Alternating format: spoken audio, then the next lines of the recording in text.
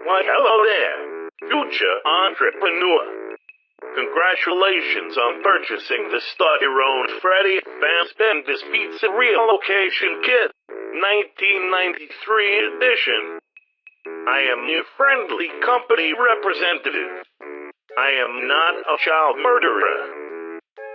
Freddy's is a chain of fast food joints that span the entire of America. At its prime, Freddy's had over 50 active locations, most of which were permanently shut down due to a suspicious number of toddlers going missing on our premises.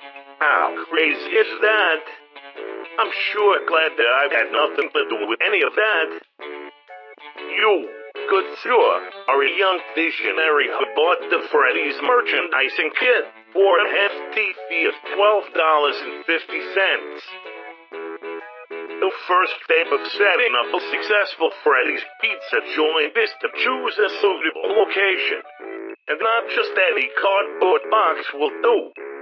Small enough that mysterious giant scuttlers can't lay eggs in your restaurant undetected. Trust me on that one. Secondly, you need at least 2 rooms. A room for dancing in, and a room for bleeding out in. Don't splurge on buying a location. Also, save yourself a headache and avoid carpet. You'll thank me later. Next, you need ingredients for your pizzas. The nearest dumpster will do nicely. You want your pizzas to have that distinctive Freddy's taste, don't you? Next, you'll need performers. Robots are expensive, so just buy a fat doggo for $20 and call it a fucking day. Or, better yet, fish something out of the trash. Don't attempt to murder any kids that are buffer than you are. Don't put the rabbit's face on a goddamn pizza. Taxation is theft. Don't pay taxes. Don't drop kick any screaming toddlers. And don't the facts during business hours. That's all I have for this tape. Goodbye, future restaurant owner. And remember, you are the new face of Freddy Fazbear's Pepperoni.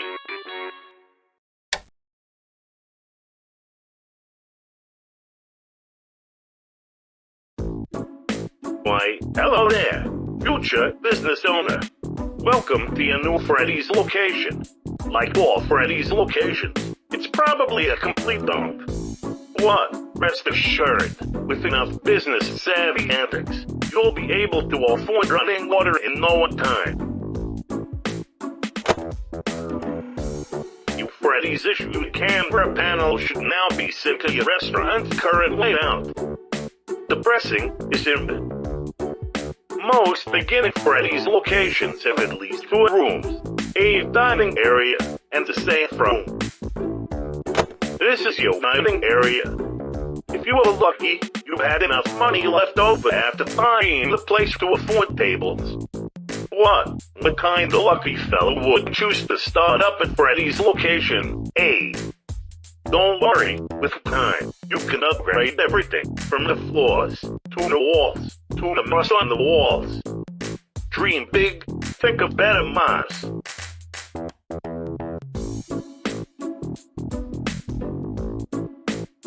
This is your safe room.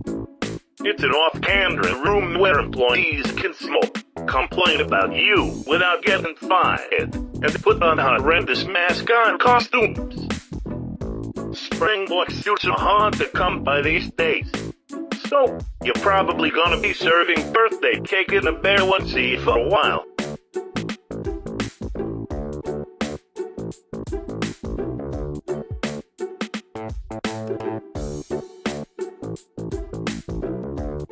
Fret not though, entrepreneur. Soon enough, you can buy death traps, and then hire young adults and old teenagers to dine in. Gravy.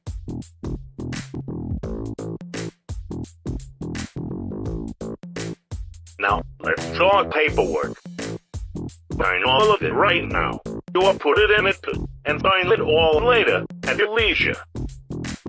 Now, first things first, you have a fuck ton of big red letters at your disposal. What name are you gonna slap onto your restaurant?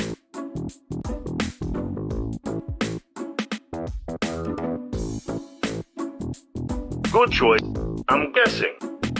Now, we also included several cutout Freddy's heads to go above the name of your pizza joint. Corporate didn't want me to throw in this Fredbear cutout, since we accidentally took it mid-jump, while he had a kid in his mouth. But since I'm the only one here now, I put Fredbear's head in the damn pile. So, choose wisely.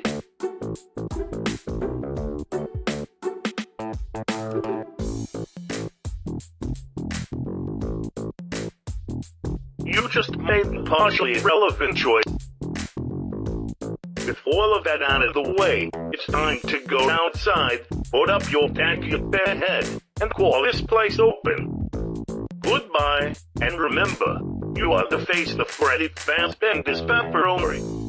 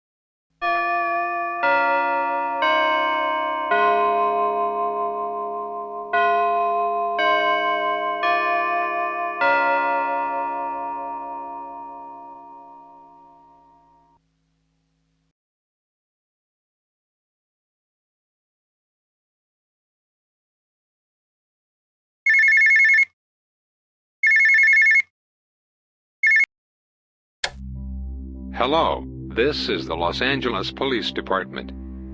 Am I speaking to the owner of Uncle Jack's Family Diner? First of all, may we ask for your name, sir? Jack, is it? Of course. The name of your restaurant is Jack's Family Diner, after all. We need to ask you another question. Have you heard anything about what happened outside your restaurant today?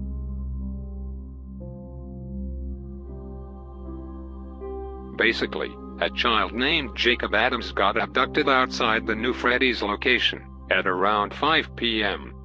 No witnesses were close enough to fully make out what happened. And the reports that we've gotten so far are totally outlandish and paranormal. We know that you were inside when it happened, and we're just calling all nearby businesses out of courtesy. Please, be vigilant. Something is outside your restaurant, and it has already taken one child away. Make sure to lock up tight, and to keep a close eye out.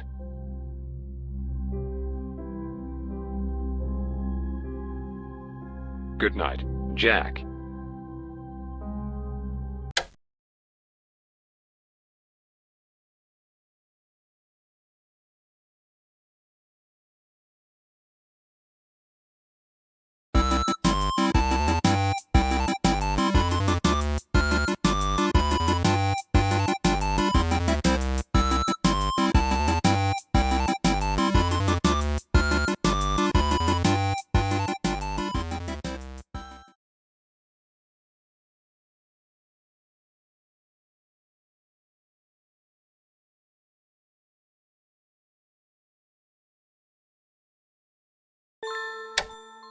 Why, hello there, future restaurant owner. Look, I'm gonna level with you. I don't know what you're gonna hear these pigs in, but all I know, Afton Robotics has closed its doors, and no new robots are being made. What? All of that aside, why would you want to spend money on brand new robots when you're just gonna get children's blood and buffalo wing sauce all over them a month after purchase? What you should do is cut corners. Cutting corners at the cost of customer safety. Why, that's the American dream. So, here's what you need to do. Grab a phone book and look for the nearest abandoned Freddy's location. Most of them are abandoned as of me recording this, so unless they are bulldozed or burned down, you've got easy pickings. Go to whatever location you can get to, find your way inside, and then take the most complete robot you can. Sure, those old things might be dangerous or haunted. What? You'll save a fortune. And besides, customers love those fucking things. Nothing beats 80s nostalgia. Worry not, future restaurant owner. If anything goes wrong, you can always just relocate and change your name, right? After all, what kind of man buys a Freddy's location and uses their real name? Anyway, that's it for this tape. Goodbye, and remember, you are the funky face of Freddy Fazbear's pepperoni.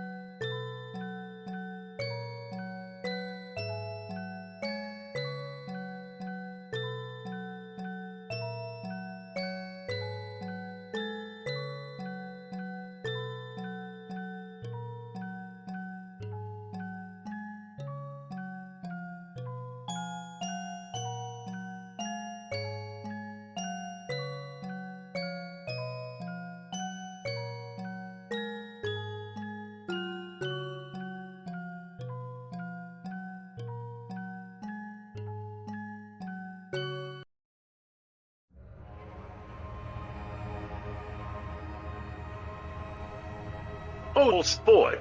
Is that you?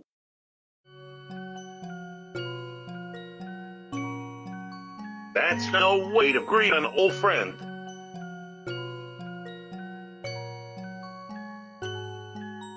Now, that's hardly true, is it? We had good times. I snuck into the house.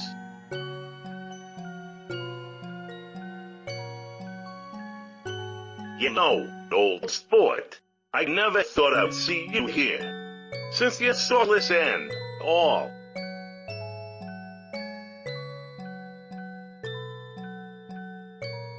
Well, this is a place where souls hang out.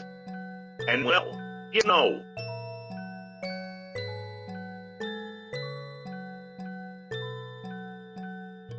Okay, time to spill the beans.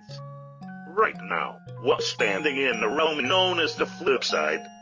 It's a place where dreams come to die, and lost souls eat pizza and stuff. Basically, you've left your timeline and come to a place outside of your own reality, the flip side.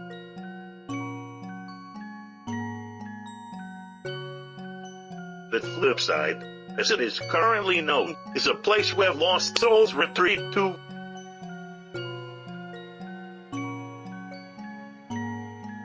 You didn't. You used the damn fax about 12 times while it was haunted.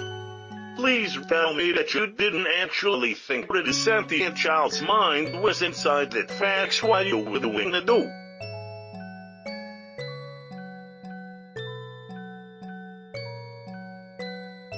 The flip side allows souls to remain intact, even if a soul's vessel commits an atrocity in the name of vengeance.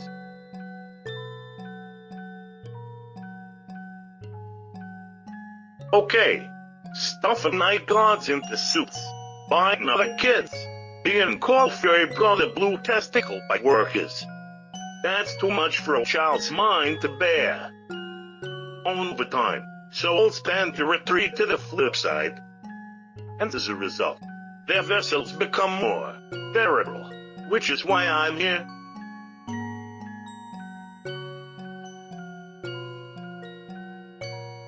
I've been here for years, to be honest. Or some form of me has, at least. Here's a word of advice, sportsy. Never try to put a soul back into a corpse. Especially not over and over again. Never ends well.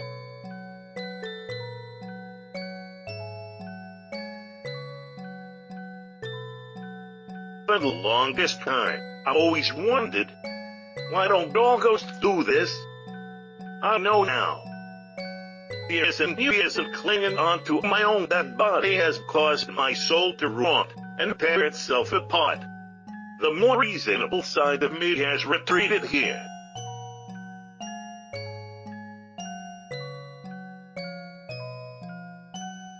More or less.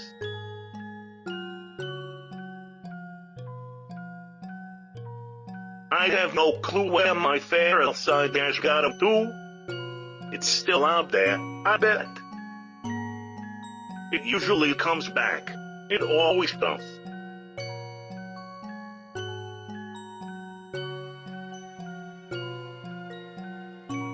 No, other than us, there's only stray souls hanging around here. But then again, I'm not exactly sure if I'm what you'd call alive. And he ain't neither. Actually, that's exactly why he's able to move between the flip side and reality.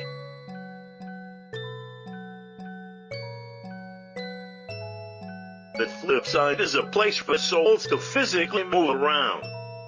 If a normal human ever tried to enter here, through the glass of that arcade machine, their own soul would push back against the glass, like a reflection on the other end of a mirror. Without a soul, nothing can push you back through the glass. You can come and go as you please. Interesting.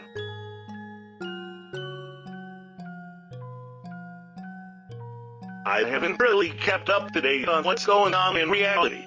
I last checked that around the early 90s. Granted, I could easily take a gander at what reality they've seen.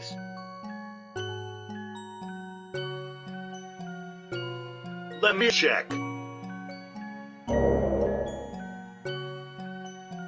Okay, I see darkness, darkness, darkness, kebab, darkness. Okay, I think I'm eating a kebab in the dark.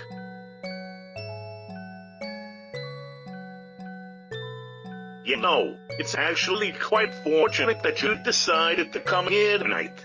Something eerie has happened. Do you remember the real Fred Bear?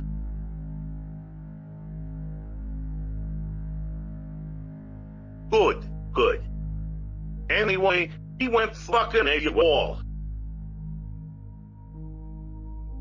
Well, being an non-literal entity, he spent quite a lot of time here with the lost souls, watching reality, waiting for the right time to jump in and fight evil. What? He hasn't been seen here in quite a while. He left one day and never returned. I don't know what exactly went down in reality. What? Something bad clearly happened to the Fred Bear. This place has been extra screwed up since then.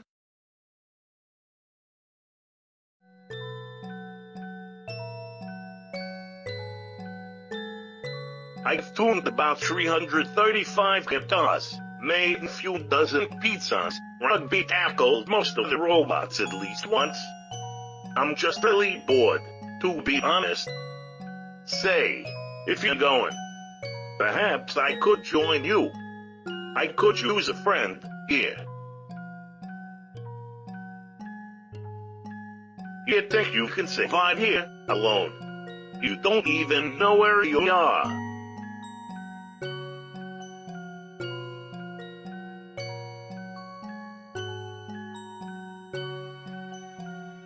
Think about it. You have some kind of quest to go on. I'm bored enough to do whatever painful task you set me to. It's a win-win situation. Besides, there's robots afoot. You're gonna want me around to help fight them off, right?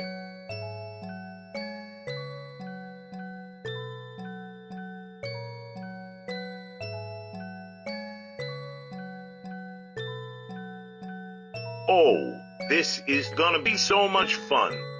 It'll be like a slumber party, except we're fighting 7-foot-tall animal robots and searching for dead people.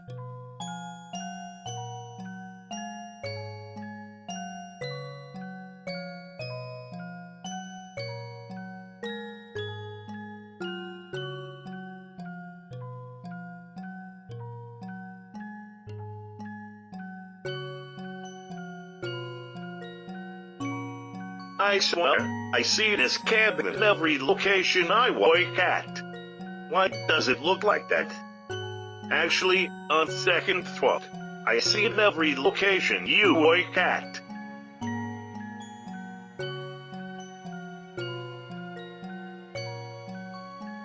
Strange. Let's keep moving. You know, I've got to know a few night guards. One reckoned that the company stuck those clouds up so the robots couldn't tell that they were stuck indoors, and thus wouldn't think to escape. Personally, I just think that the company was shitty decorators. You even see a robot effortlessly pick up and flying an entire table while chasing a night guard. I remember old Annual Hanlan, always drunk on a job, that bastard. Anyway, Bonnie fought the table and him, and crushed him flat. Made him rip and funk.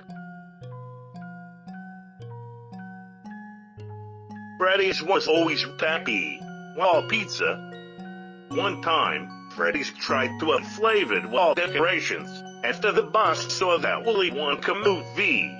The pepperoni on the fake pizza really tastes like pepperoni. Some kid broke his teeth trying to bite a chunk off of the fake pizza, and several more all got anthrax poisoning. The late 70s were a scary time. Ah, look who it is. The rabbit. Seems so we had seen it, with her face. I swear, one of these days, I want to scribble over the face of every rabbit poster in here. They just look so wrong, you know.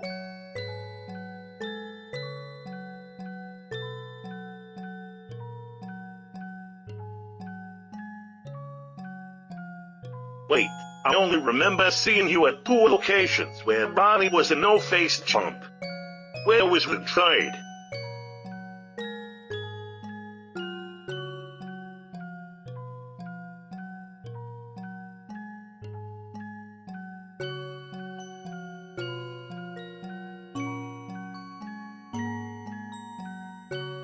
Ah, right.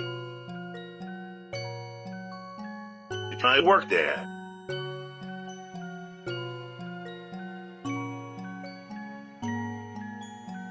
I see. Okay, let's keep moving. Most of the games that Freddy's had was shit, to be frank, other than Bread Bear and Fax Media Gift. Utter garbage.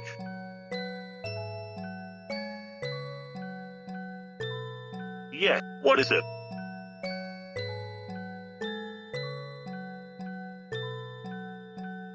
Consider it done. Look, Sportsy, it's the facts. Did I ever tell you about the time I...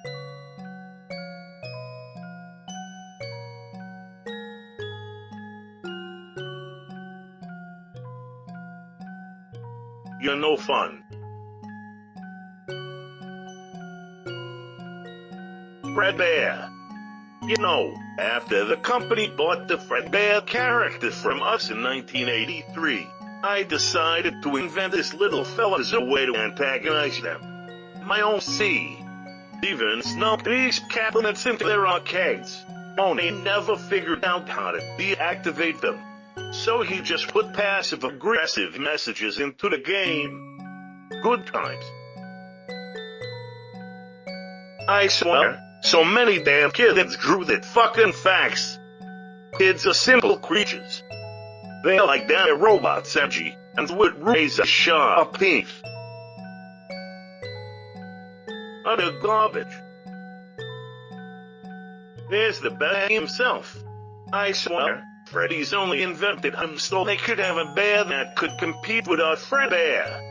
Recoloring him banana yellow and calling him Golden Freddy was a massive fuck you to Henry after we refused to sell the Fredbear character. Stage lights. Fun fact, if you flash a really strong light in a robot's eyes, sometimes they scream in agony. Works anytime you find yourself cooped up in a dark space with only yourself, a robot, and a flashlight.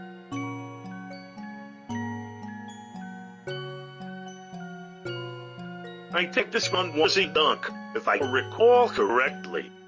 I don't really remember what cat, and I don't think anyone else does either.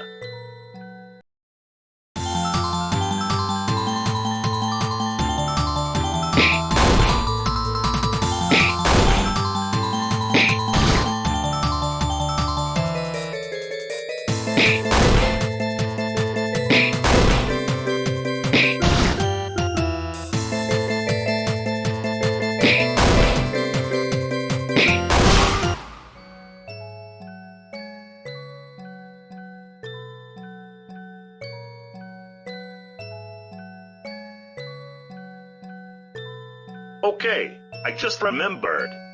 I left my lunch bags in the supply closet. At some point, we should make our way over to the supply closet.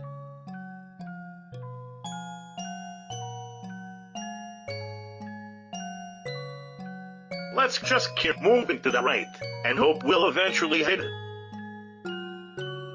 Yep, there's a drawing of me. Kids love drawing me. They were fascinated with me.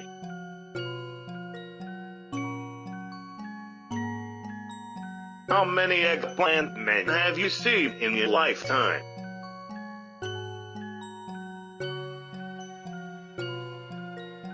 To be fair, you were in a dumb bear suit most of the time.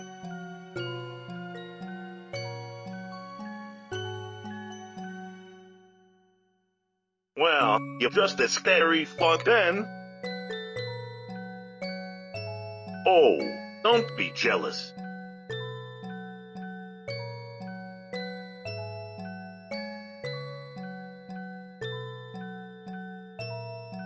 Ah, Fredbear. Henry was the best Fredbear that I've ever seen.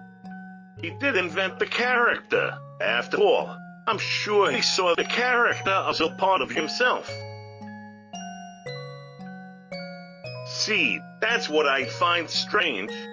You'd think that with all of the faceless bodies that there should be more faceless body heads lying around. What? Nope, only complete heads.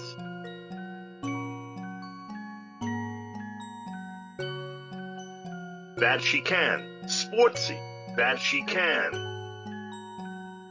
Ah, a typical parts in service room table. Hey, I remember that yellow Freddy head. Look carefully, you can see a pair of human eyes in there.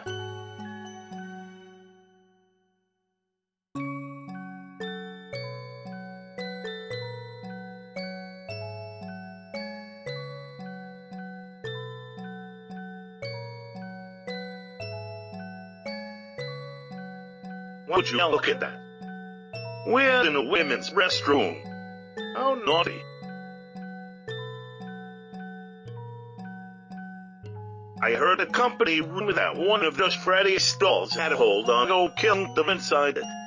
A fat dog with a waffle in its mouth sat on a john, wearing a crown, and basically ruled over time and space. Typical Freddy's rumor.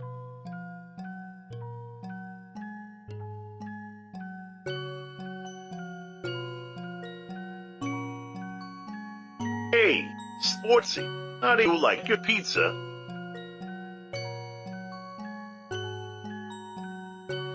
You ever think about having a little eggplant on your pizza?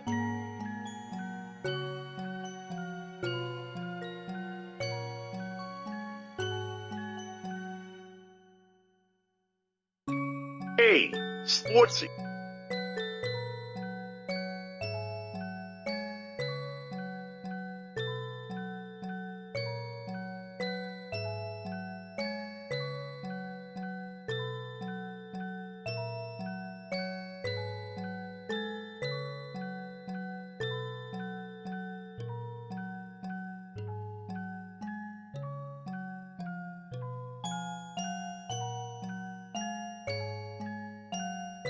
Ah, janitorial supplies.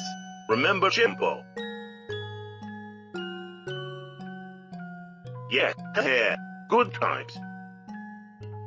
Ah, my lunch bags. Oh, that reminds me. What were you looking for again?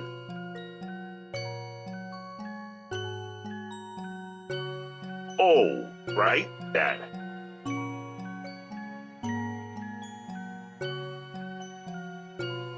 Well, the security office is the most haunted room here by far. You can't walk past that room without some kind of spectacle trying to skew or pickle your organs. We should go check out the security office. See if anything's afoot.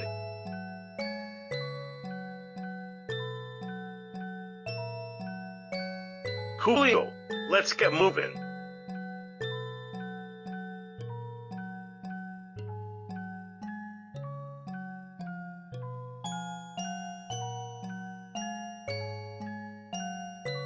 Hey, Freddy's head. You know, they used to give these to night guards a defense mechanism to fool the robots into thinking that the night guards were also robots.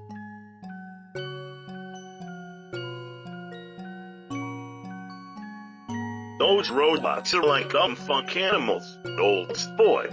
What? I'm sure you already knew that. That being said, they were that stupid. More often than not, the night guard would put the mask on too slow and get his head torn clean off. Good times.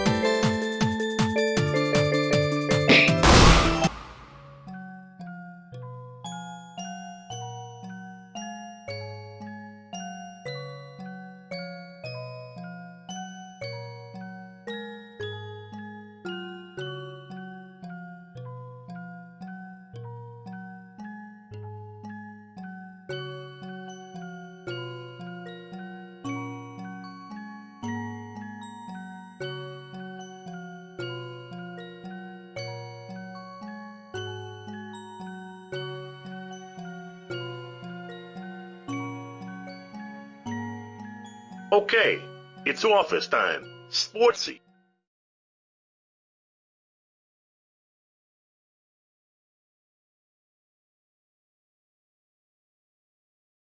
Let's wait for 10 seconds or so. Maybe something paranormal will fade in.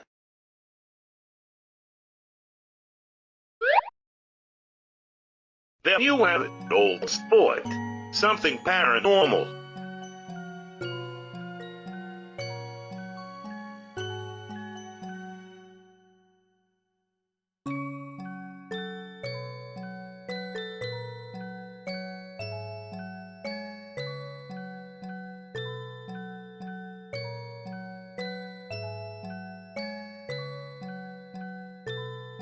Hey, Golden Bear Ghosty. Are you a dead child by any chance?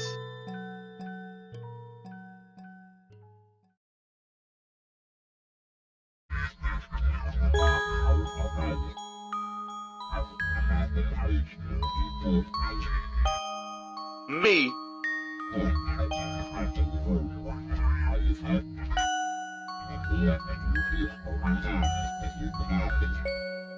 My voice? Oh, good lord. You're one of mine, aren't you? Well, yeah, okay, fine. I may have snagged a few kids, but my pal Henry was even better at it than me.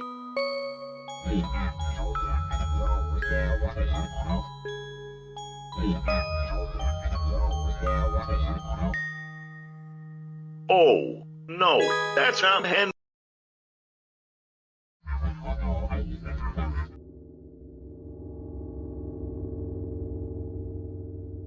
Oh, boy, here we go.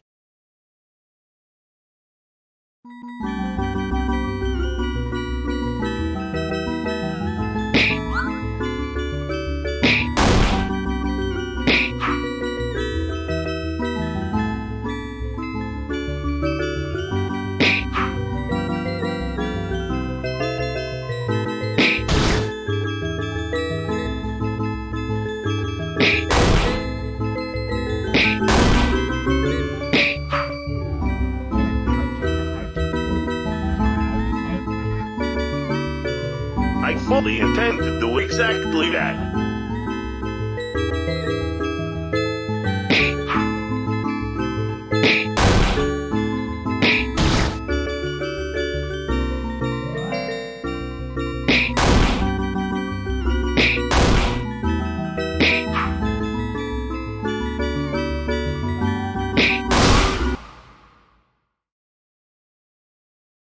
Just stop fighting us, you ghostly golden testicle.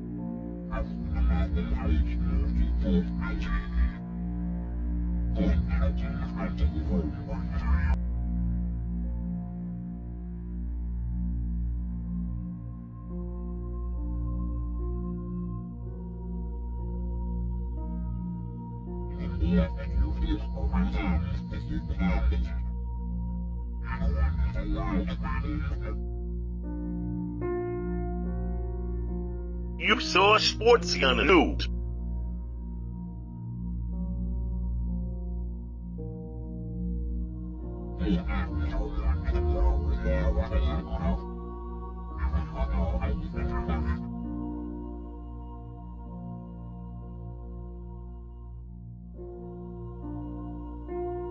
Oh, sport. Since when do you own your own Freddy's restaurant?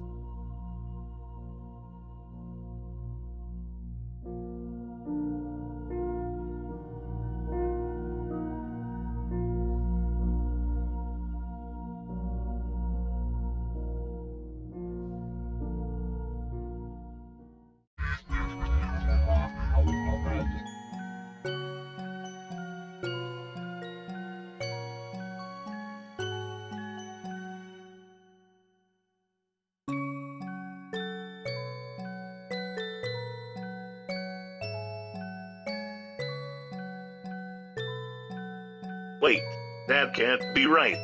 That would mean...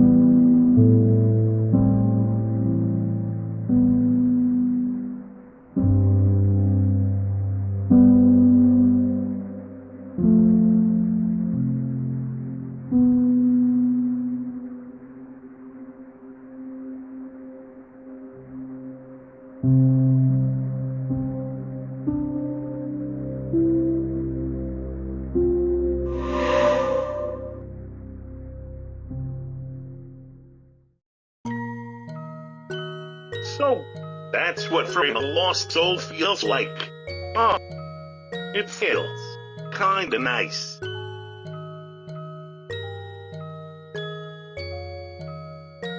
But he said, oh, it raises some concerns.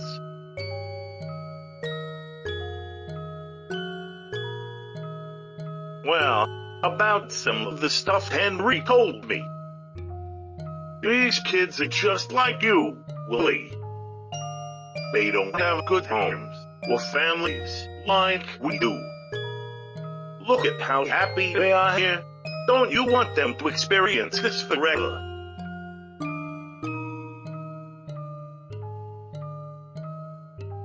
I mean, yeah, he did. Do you think he was kinda wrong?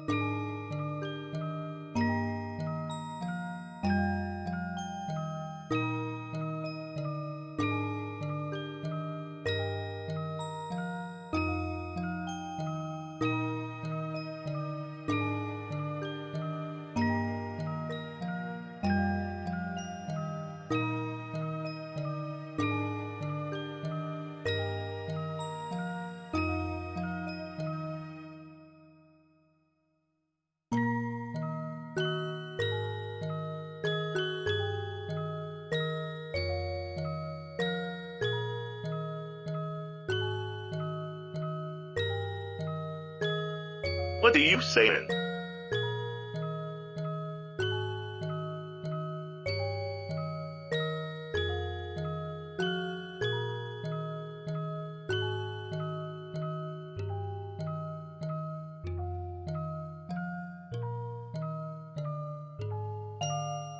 I can't believe you didn't tell me about that. Did you buy the Start Your Own Freddy's kit, 1993 edition?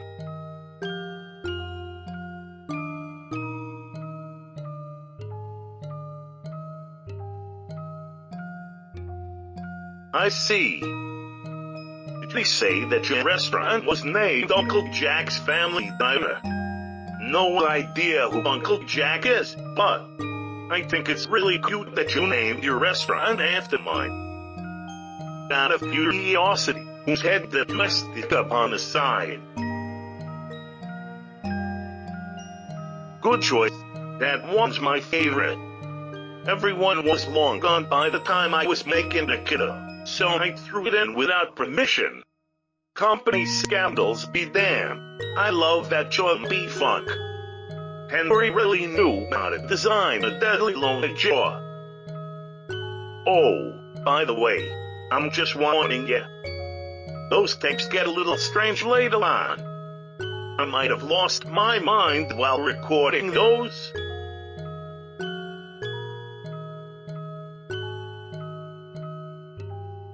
I should probably add, that kid said he recognized my voice. I'd be a little more concerned if I were you.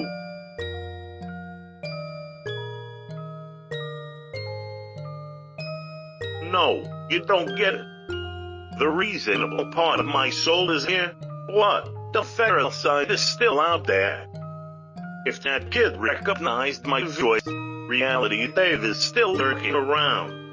And if he found your pizza place, he's probably trying to find you.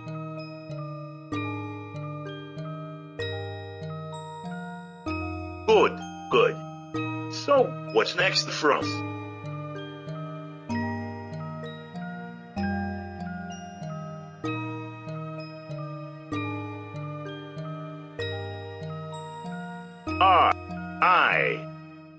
I guess I'll just stay here. Alone. Time doesn't exist here anyway, so who cares, right?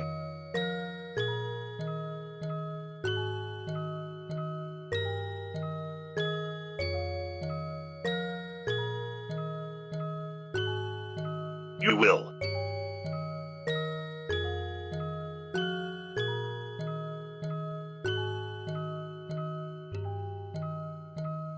Shoot, old sport.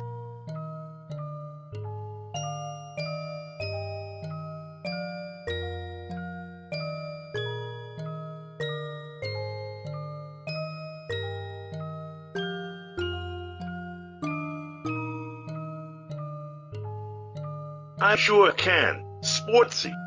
Leave it to me. I'll know exactly what to do by the time you get back.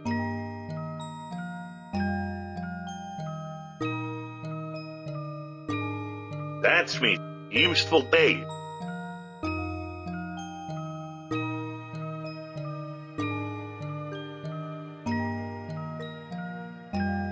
Why, Sportsy, Good luck running your new Freddy's joint.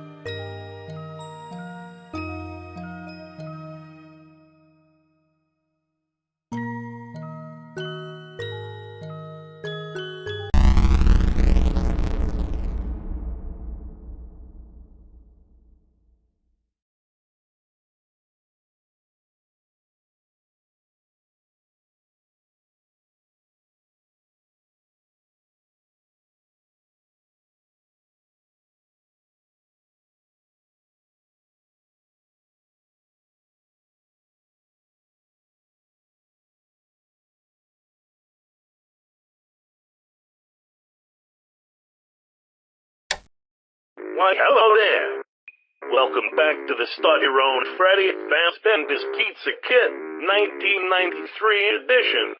You've launched your own mediocre pizza joint and you have somehow got an entire month without burning it down or flooding the place without cheese. Gravy. Now, it's time to expand, baby. Business is hard. Taxes are lame. Don't be a fucking square, man. Go order Freddy's issue's own guy from Afton Robotics. Or better yet, the black market. Own guys come in all shapes and sizes. They all have phones for heads though, before you ask. Every location has one. Even that one doggo location. All phone guys are made from 100% recycled spring-locked Freddy's employees. So don't worry about animal cruelty. Rest assured, most of these men were probably dead before they got turned into living phone people. Everyone has their answering machine wiped repeatedly, so they won't be able to remember anything about their past lives. Mostly. Also, if you decide to lure away and murder any children, turn off the security cameras first, or at the very least, remember to crudely paste a picture of your janitor over yourself in the CCTV footage, so he gets nabbed for the crime instead of you. That's all for this tape. Remember to smile. You own this fucking place.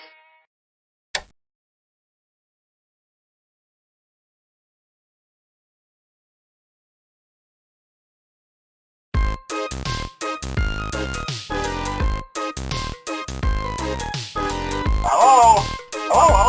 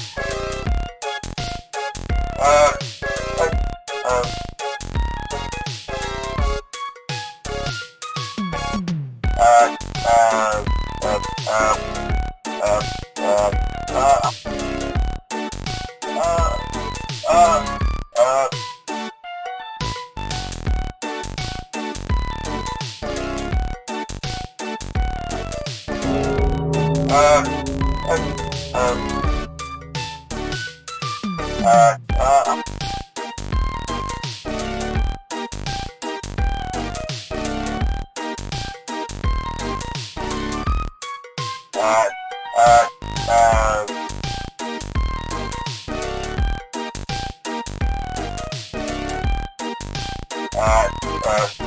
Hello, hello? Hello?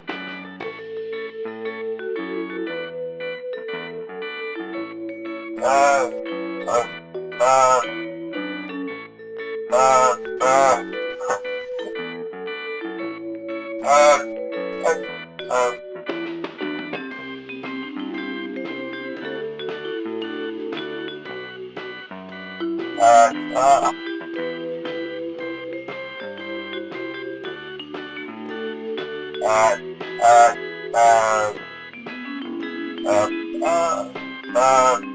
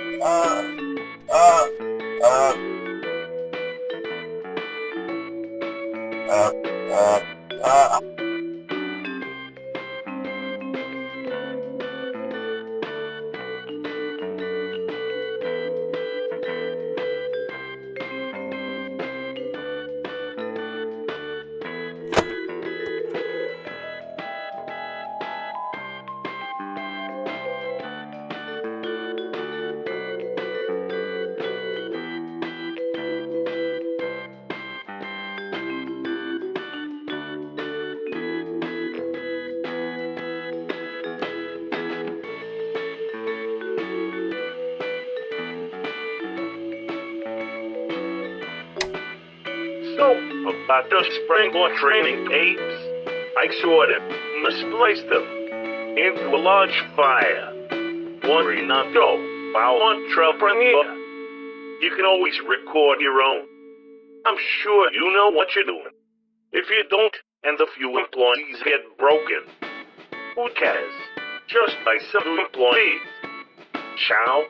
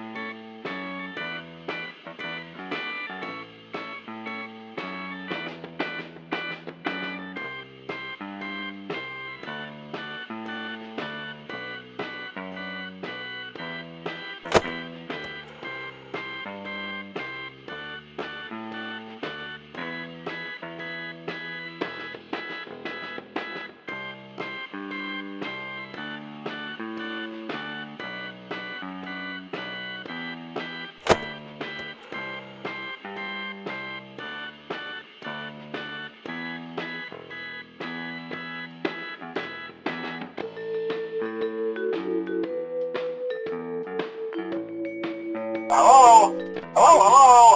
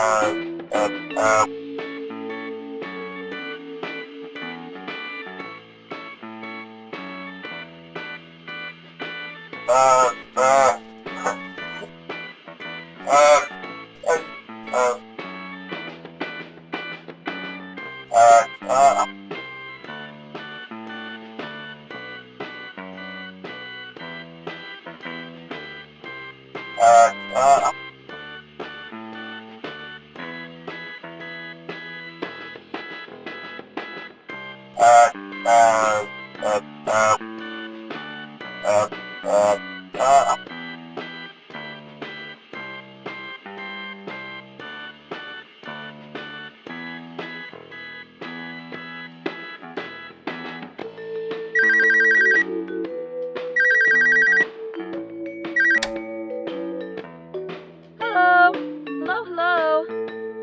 Uh, uh, um, uh,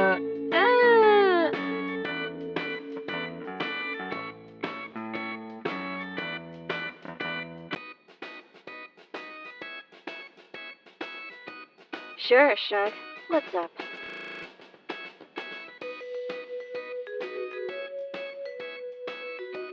Sure, of course. I've worked with a good few at this point, hon. Any particular model you have in mind?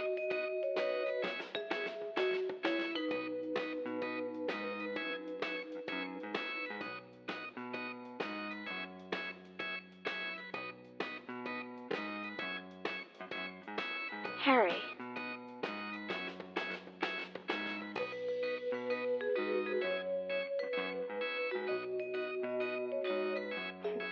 That's Harry, all right.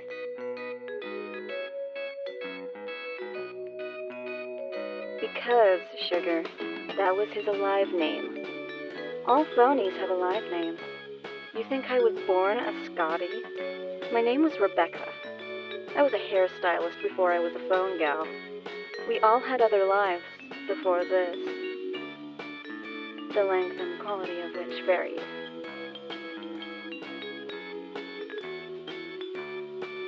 Oh boy, he could barely remember it, hun. He's told me a good bit from after he became a phone guy. His responsibilities, having to write company logs after his whole boss died. Hell, he was even put in charge of tracking down a rogue phone guy who was out searching for his lost kids and ended up calling off the search out of pity alone. Harry's a sweet soul. But, well, he's a Generation 1 model. Meaning, he's a relic from the 1970s. Generation 1 models never remember much from before the phonification process. But Harry has demons. And those inner demons pursue him even now. Some things you just can't leave behind.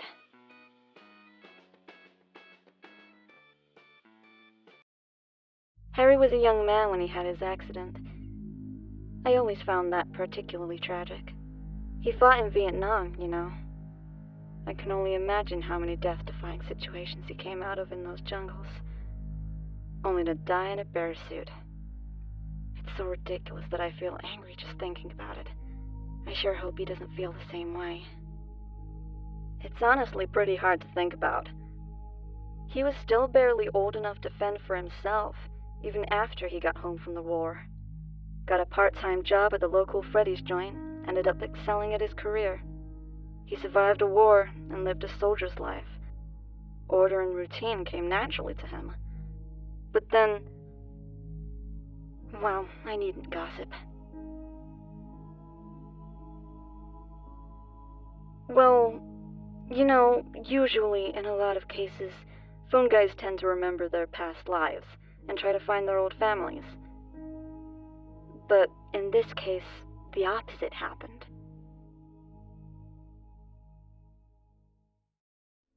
When Harry went missing, well, his family came looking for him. They knew where he worked, after all.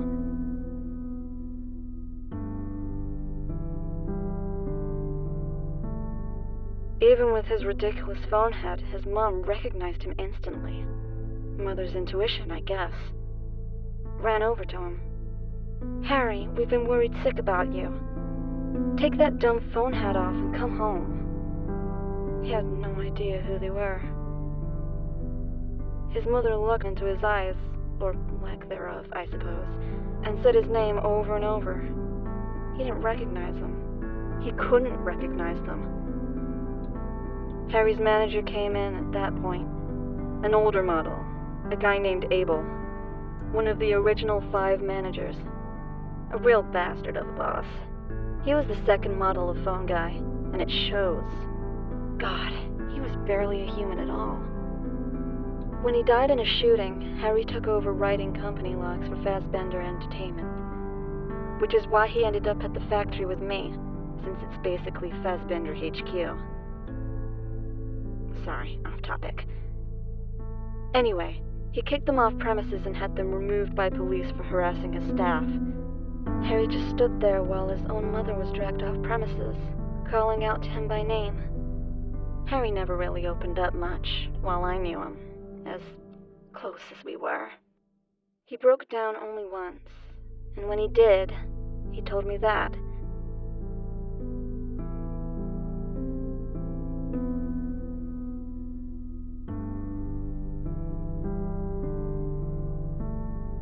think he even really believes that he is Harry. But, well, I think it's a fantasy of his. The idea that someone cared enough to come look for him.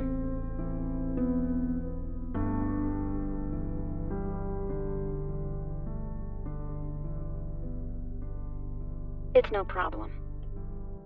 Do be kind to Harry, won't you? I wouldn't bring any of this up with him, but, well, just show him that you care, I guess. He needs to know that people, care about him, and Sorry, I gotta go. Take care, sir.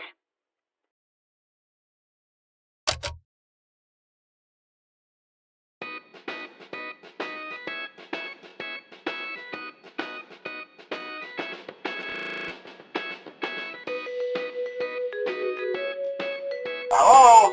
Hello, hello? Uh, uh, uh, uh,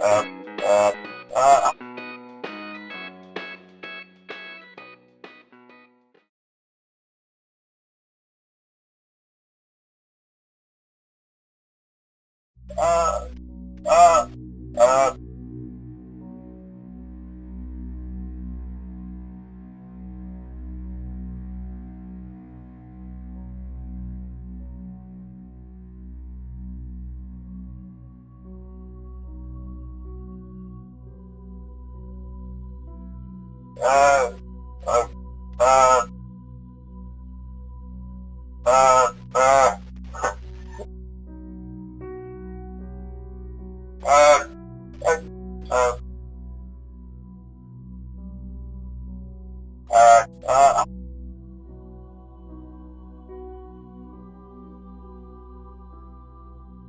uh,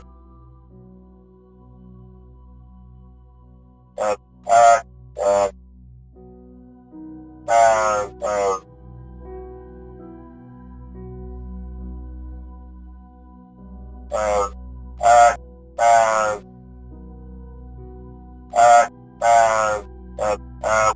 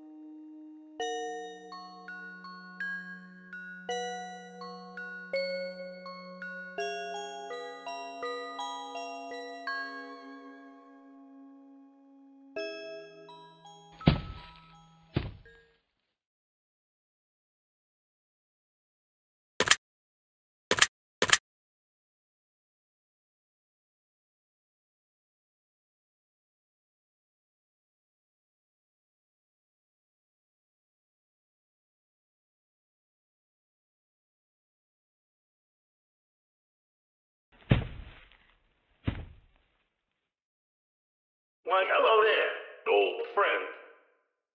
How aren't you gonna turn around?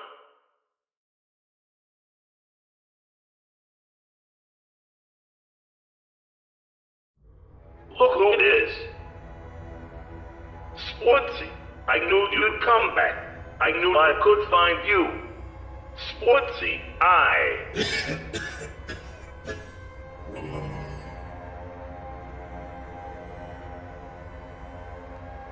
I've seen better days. Sportsy. Come on, closer, old sport. It's been so long, and my eyes haven't been so hot. These past few decades. Tell yourself maggots fucking love human eyeballs. Who would have known? They seem to be crazy about me in general, lately.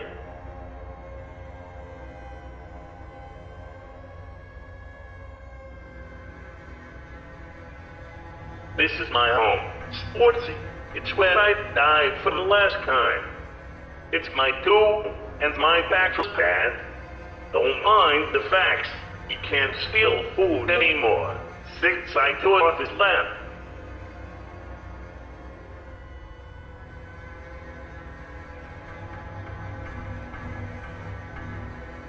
Oh no, I don't look half bad for a damn my age, do I? I waited for so long to see you again. I waited here for you for over 30 years.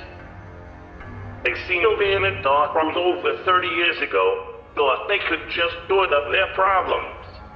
What? Someone tore down the planks and took me with them to a cheesy horror attraction. It was an okay hit for a while. Tampy prompts, reheated pizza. What? One thing was missing. You. Every night, I searched the halls of that maze, looking for you.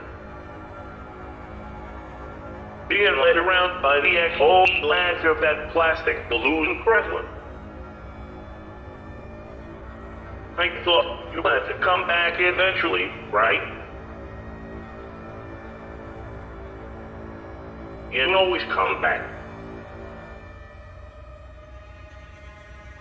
What? You didn't?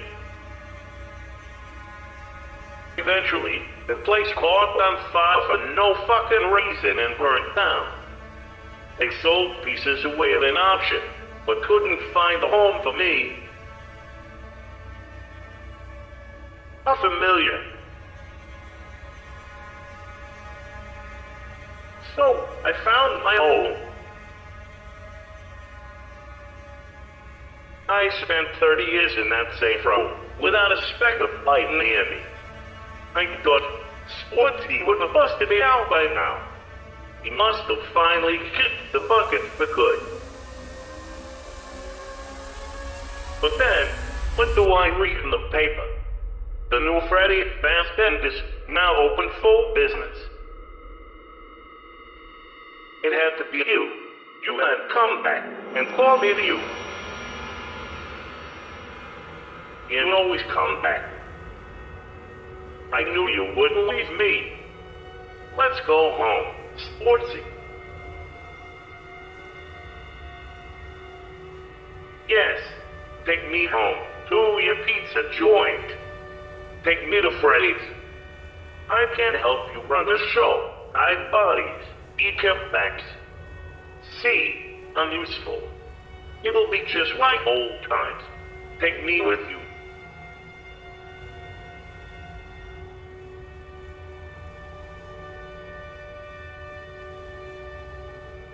Wise choice, old sport. We're a family, Sportsy. Just you see, it'll be just like I never died.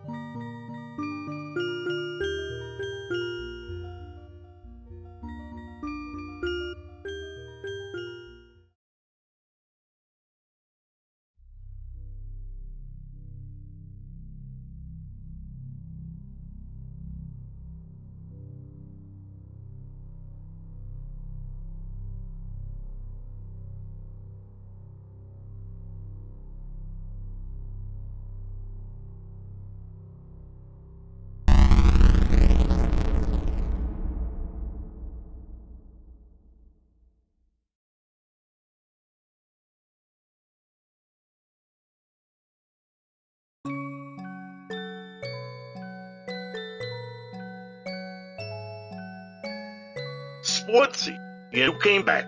Thank God. I was worried you'd leave, and it's fantastic to see you again.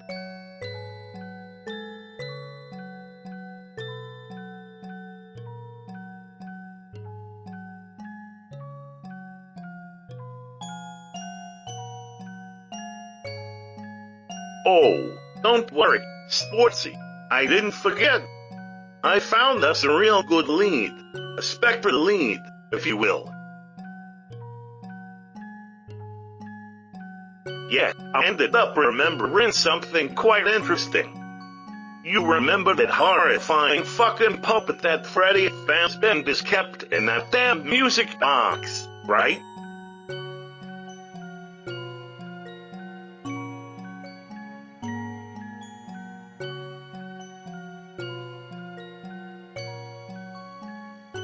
Well, that puppet used to visit here a lot, searching for lost or damned souls in his place's abandoned vaults. It came from another, deeper part of the flip side.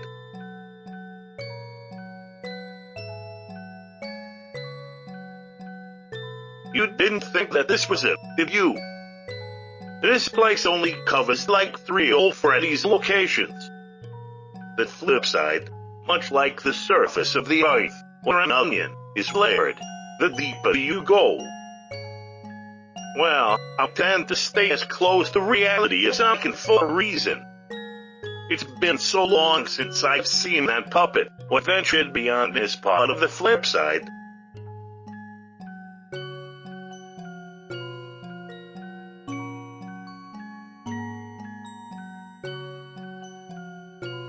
Fine, just step into the portal.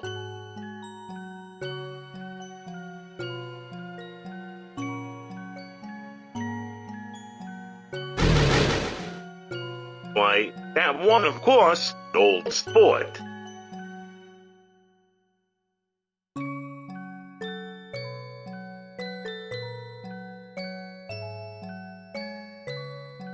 If you want to find that puppet-faced bastard, this is the only way. The only way, old sport.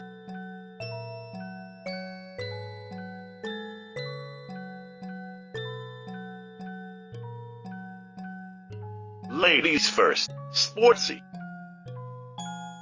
Ladies first, Sportsy. What are you doing, old sport? Is this your first time using a portal, or something? One tends to jump into the front of a portal, Sportsy, not the side. What are you doing, old sport? Is this your first time using a portal, or something? One tends to jump into the front of a portal, Sportsy, not the back.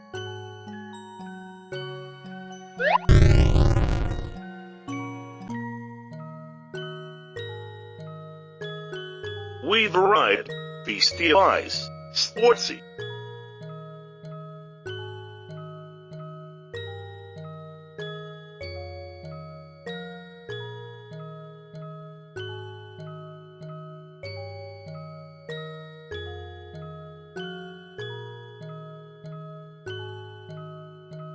Yeah, don't say, Sportsy. This realm represents any Freddy's locations that were built in the late 80s, I believe.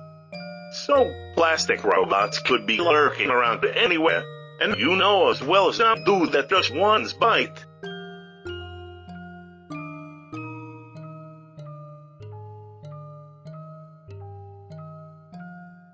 Right behind you, old sport.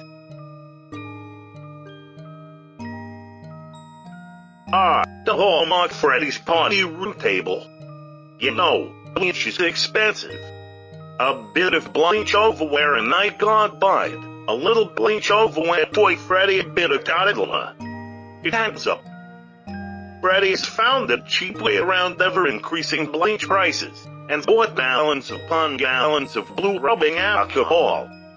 What? It kept staining the tables blue. Freddy's just bought a fuck ton of blue tables, so customers couldn't tell the difference.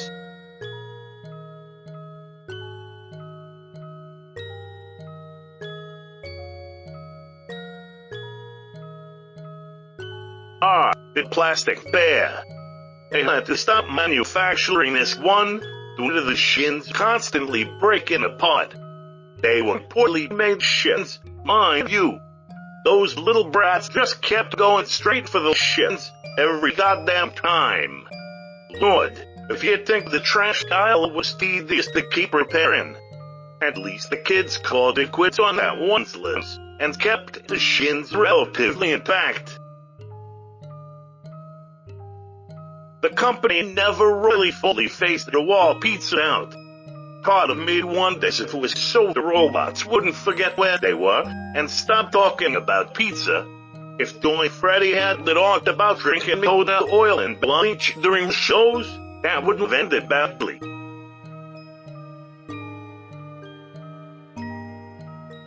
The company tried to phase the wall clouds out of the company decoration plan, and the toys were built, and well, the moment Toy Freddy realized that he couldn't leave through the door, he had a meltdown. Smashed the phone guy's head wide open, and the skull fell out, and the doggo grabbed it.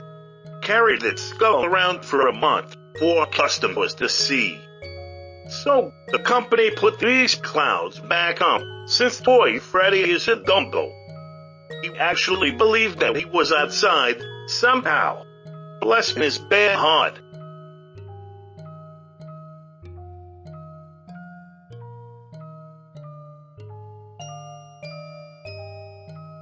Look, a shit child drew the fuck out of Toy Freddo. What a waste of a perfectly good crayon knob. See, you ever notice that the rate of furries increased substantially in the 1980s? I have a 2,500 word theory on that. That more or less blames Toy Chica for that. People react to plastic chicken ass in the same way sharks react to blood. Once people get a taste, alas, poor plastic bear. I knew him well, Horatio. Frankly, I don't know why we even bothered repairing these plastic shitwads. Should have just thrown those things out the window, brought back the older models. We got more sexual harassment complaints from that chicken than maintenance shelves. There's a skull in that toolbox, by the way.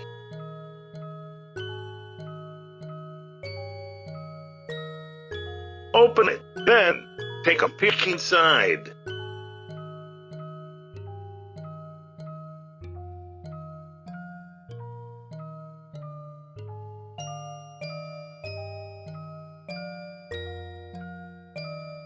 Freddy's vending machines.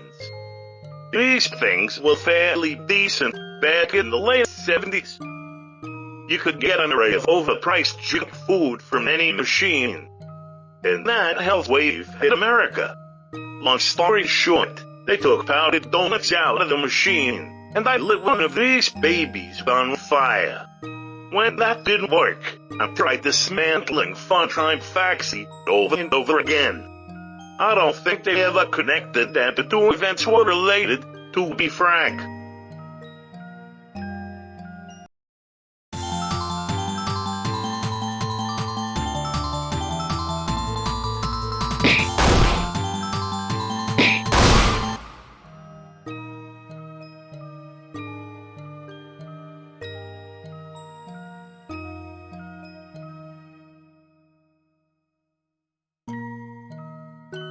Looks like it. Sportsy. How strange. I've never seen anything like that here before. I wonder if it's possible to go too far down and find yourself trapped.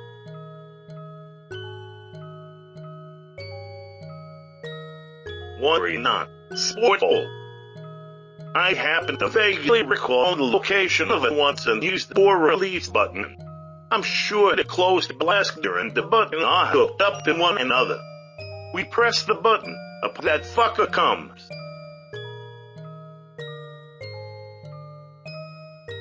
Come on, Sportsy. Time to press a motherfucking button. Look, Sportsy, there I am. Ain't I just precious? Nice. Good Lord, when did Freddy start hanging these up? Must have been awkward after one happened in that Freddy's location in Idaho. All it took was one doggle, one bark to set it all off. Oh, good Lord, this thing. They had to stop shipping these things to the Freddy's locations. Why on earth you'd want a plastic robot that can tell kids about dead orphans and rattlesnakes is beyond me. All it takes is for this thing to correctly predict when one customer is gonna die. And you have a murder lawsuit on your hands.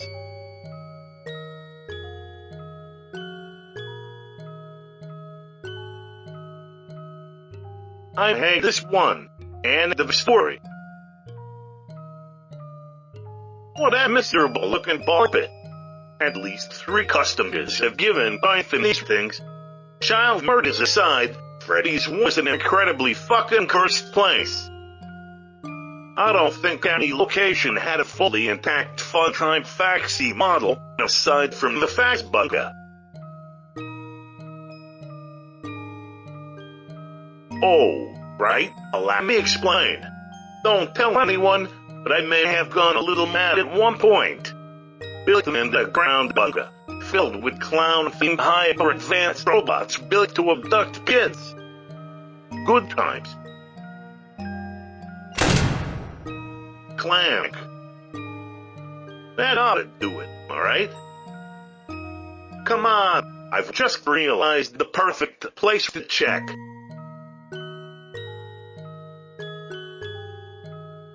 If my suspicions about this ethereal location are correct, this place should have a prize corner. If any room in this place is unimaginably and horrifyingly haunted, it'll be at one.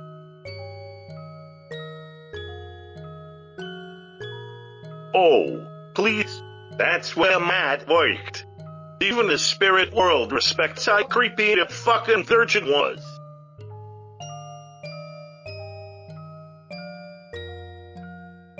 Come on, Sportsy, that ghost ain't gonna bust itself.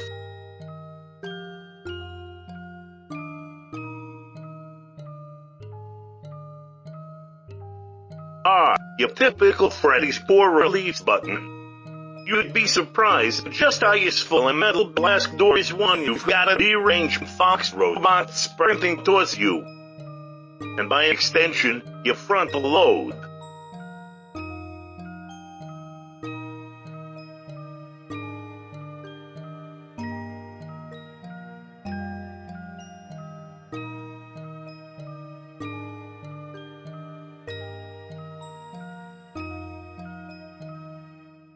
Or, look, a joggle.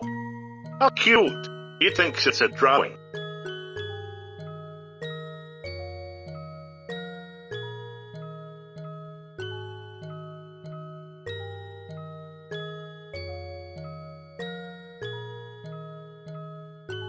Look, Sportsy, the security office? Did you know that there's 17 different ways to dismantle a security camera? 19, if you feel like being extra creative.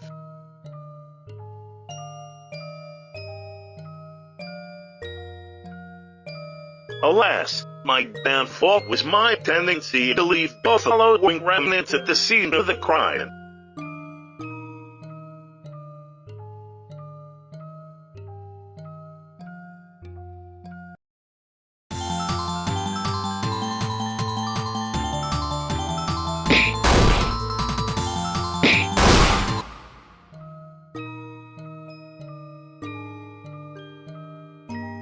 Look, a shit child drove the fuck out of Toy Fredo. What a waste of a perfectly good crayon knob.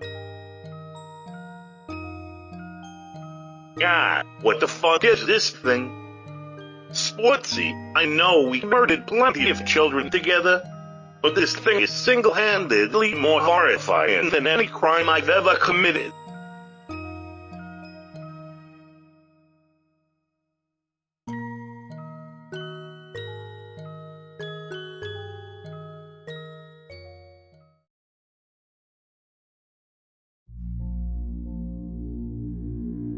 Well, here we are, Sportsy.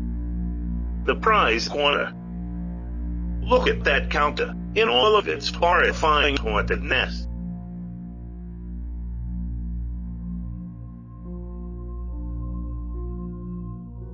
Give it a second. Maybe something will pop into existence if we sit in silence for 3 or so seconds. Well, there we have it, old sport. Something.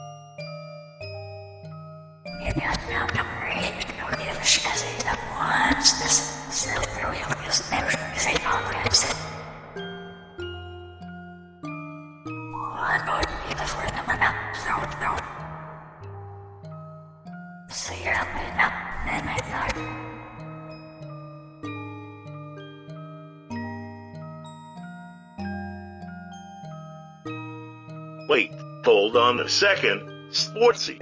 Why are you calling that thing D? Isn't that a human name for girls? Why on earth are you calling it that?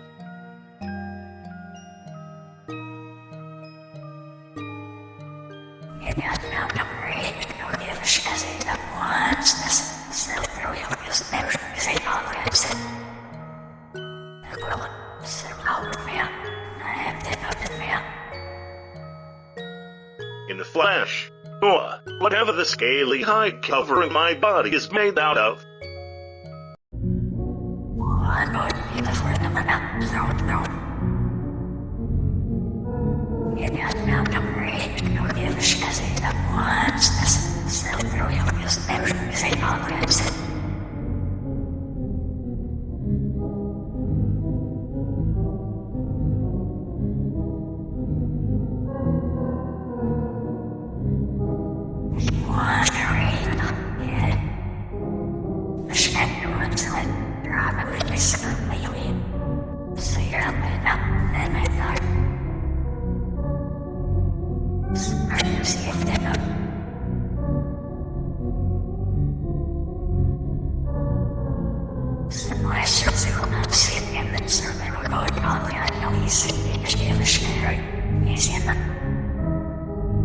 D, relax.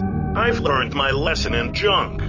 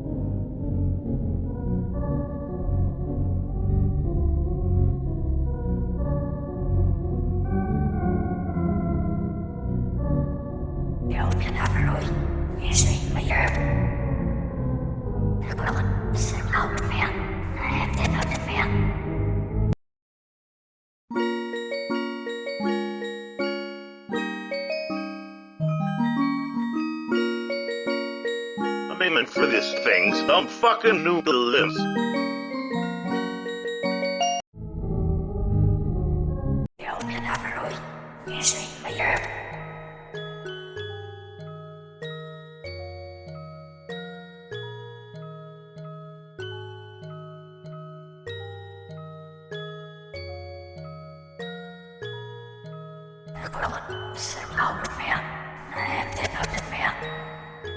Wait, should I have known that?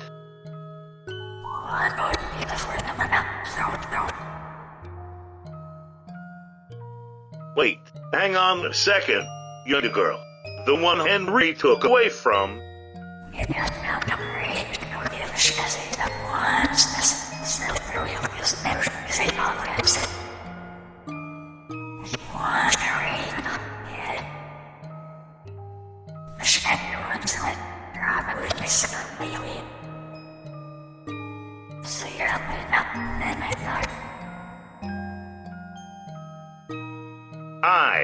I was never okay with what Henry did, I swear.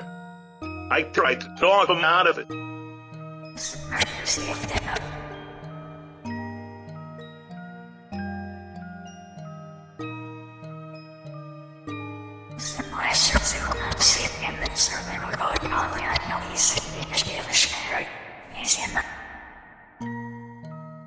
What? What do you? Sportsy? How did you know what that thing's name was?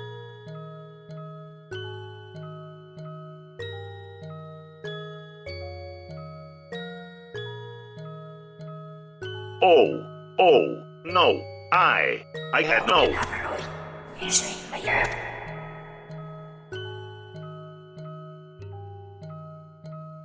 What?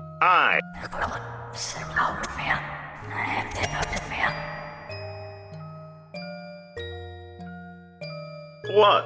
Henry told me.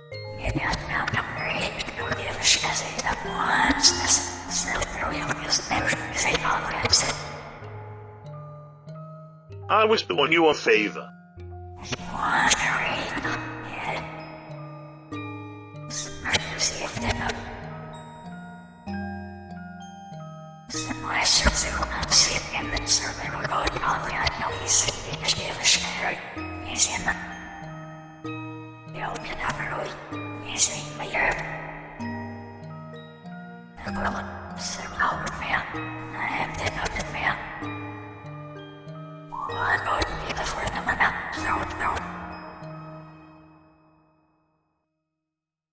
I do remember my own childhood, if you could call it that.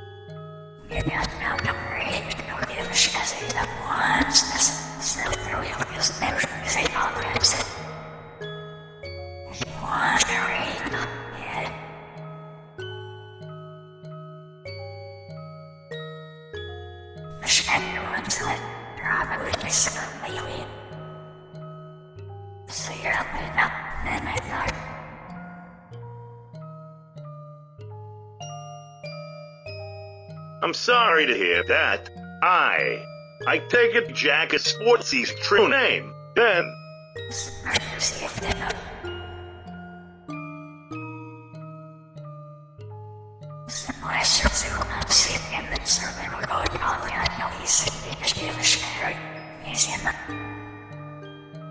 Hey, don't worry, sis.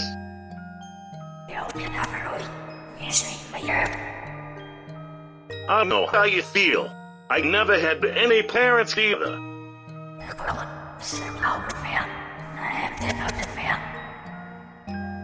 Well, from a young age, I was cast out of an orphanage. Turns out nobody really wants to adopt an Aubergine kid. New York City in the 1950s. Good luck if you were homeless. You'd be lucky to get a nickel most days. People find goodwill and charity tedious after so long of hearing about the needy children. So I learned how to play the trombone. Performed for bread, drank rainwater, slept wherever it wasn't wet. I survived, didn't I?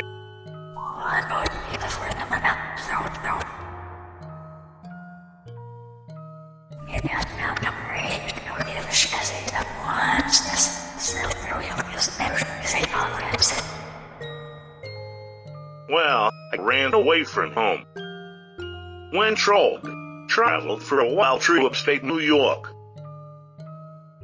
Drank rainwater in Utica, steam dams in Albany. Then, near the border, I saw something different, something wondrous.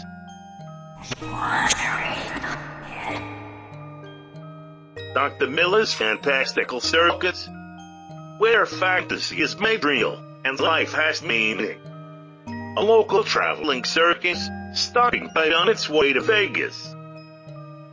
I snuck in, not having a ticket, and my God, quite the place, let me tell you. Hot dogs, clowns, lions, excitement. And in the center of it all stood the ringmaster.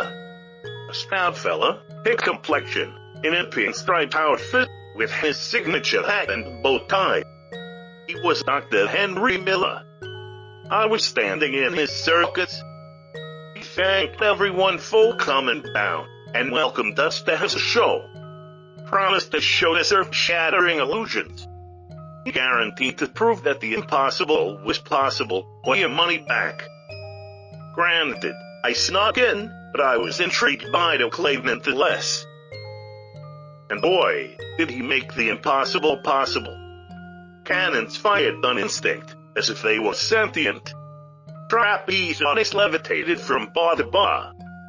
Every damn act shattered at least one thing that I thought I knew about reality.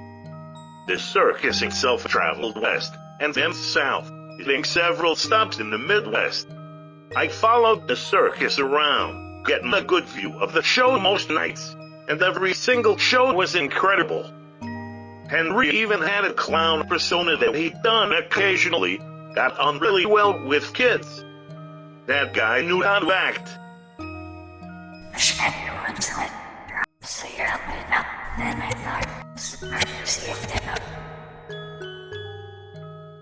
Well, it never quite reached Vegas. Unfortunately, people tended to turn up missing in towns the circus reached. Bad luck, I guess. The police called it off and arrested the lion tamer, since the disappearances were investigated as murders. I heard that guy got put to death.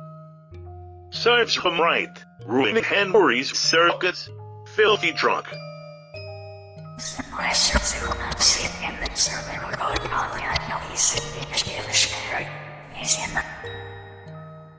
Oh, trust me, Henry testified in court. Saw him do it. Henry was a good man and a big dreamer. Even after that, he never quite let go of his dream of bringing fantasy to life. He decided to put his doctorate in robotics to use and started up his own restaurant. Fredbear's Family Diner. All he needed was a hand to help perform on stage, manage customers, invest a little money into his dream. I was a young man at this point, and had saved a little bit of money up, so I could change my life. I just knew it. Henry's dream would change my life forever. I gave him all of the money I had, and told him that I'd always be there to lend a hand. He cared about me, gave me my own character, let me help him write jokes for his shows. He gave me meaning. He was the first person that taught me how to dream. What? It's okay. I know Henry did bad things. He meant well, and wanted to be a good person. Me and Sportsy want to right Henry's wrongs, and fix everything. We can still have a happy ending.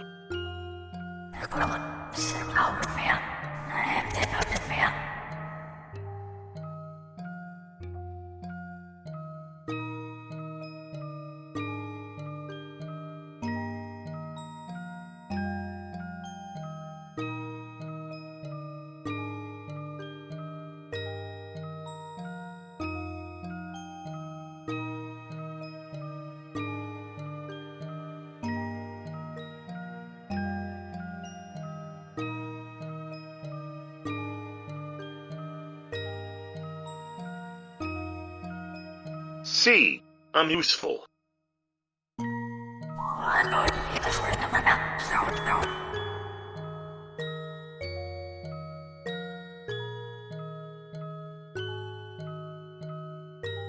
Sportsy, what was with that look you just gave D?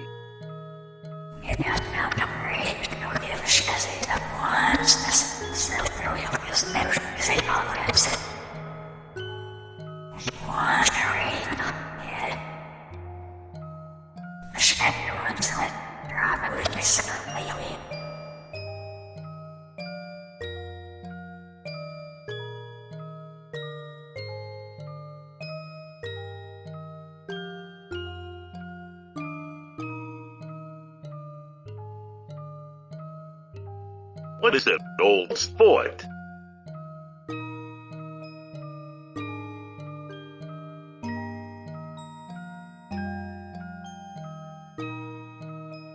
What do you mean, sportsy?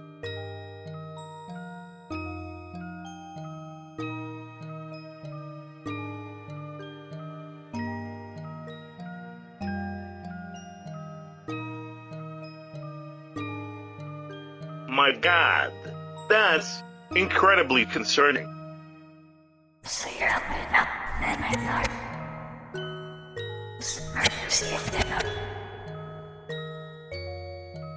D, that ain't me. That's the part of my soul that can't let go. Couldn't even let go of my own dead body. Sportsy, I'm gonna keep an eye out for what my reality incarnate is up to. Keep your guard up.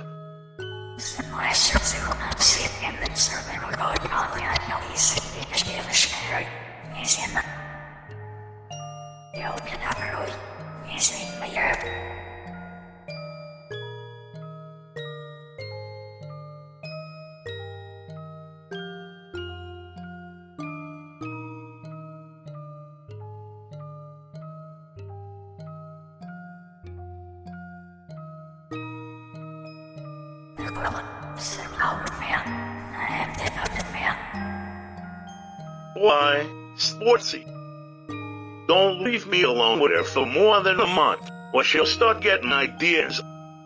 Violent, depraved ideas.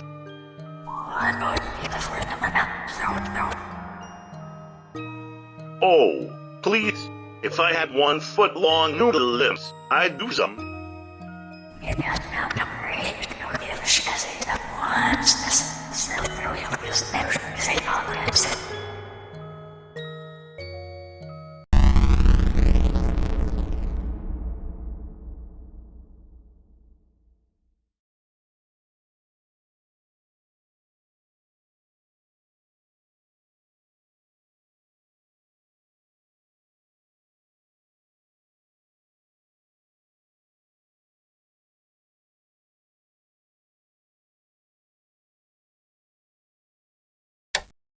Hello, welcome back to the Start Your Own Freddy Fast Bendis Pizza Kit, 1993 edition. Let's cut the shit, old sport. I know you're listening to this. Who on earth would buy a franchising kit from a company that killed dozens of innocent children? Aside from you. We are a family, old sport. You were lost, but you soon will be found.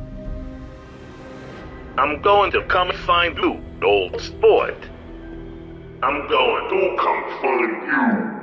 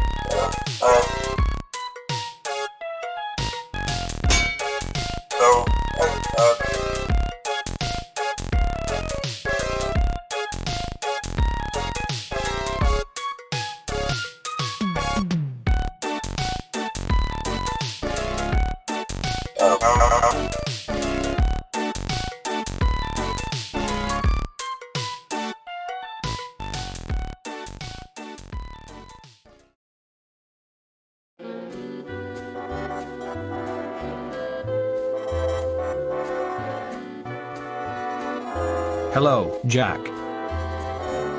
I'm Matt. Remember me? Everyone loves me.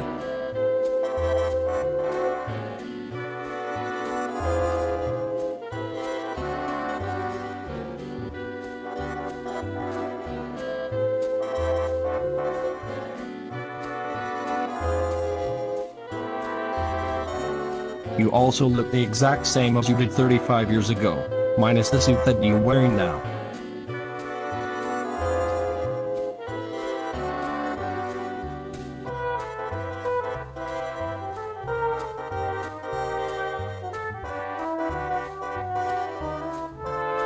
Let me tell you a joke. Once upon a time, a man walked into a doctor's office. He said, "Doctor, I want to live forever." The doctor replied, "That's easy. Just never have sex." The man was astounded.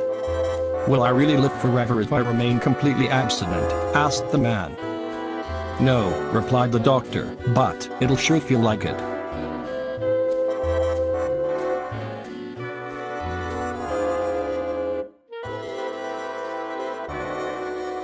I can't feel my face.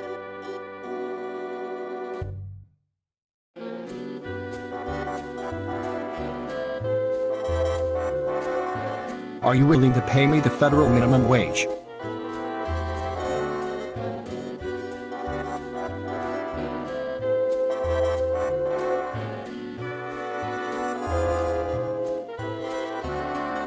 That's more than the other Freddy's locations offered me.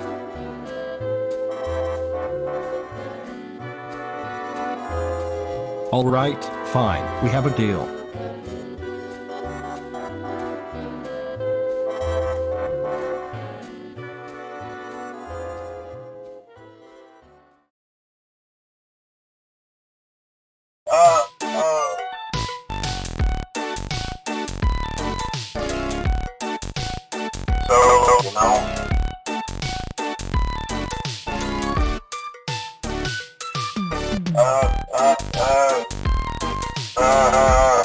What?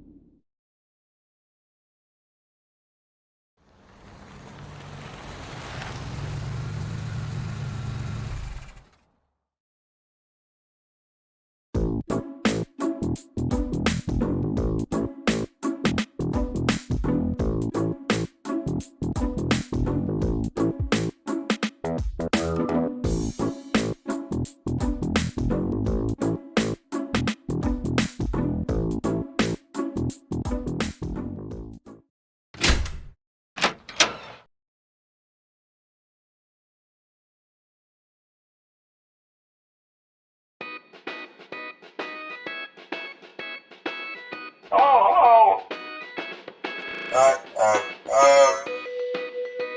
so, you know, you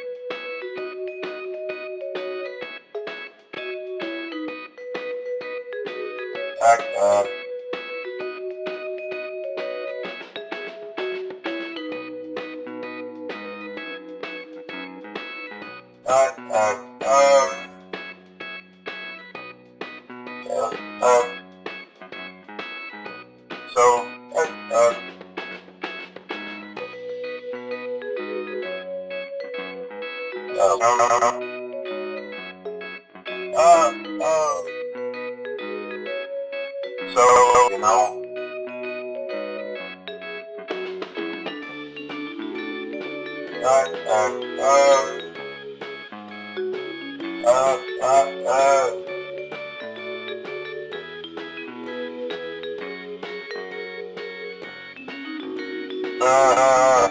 what?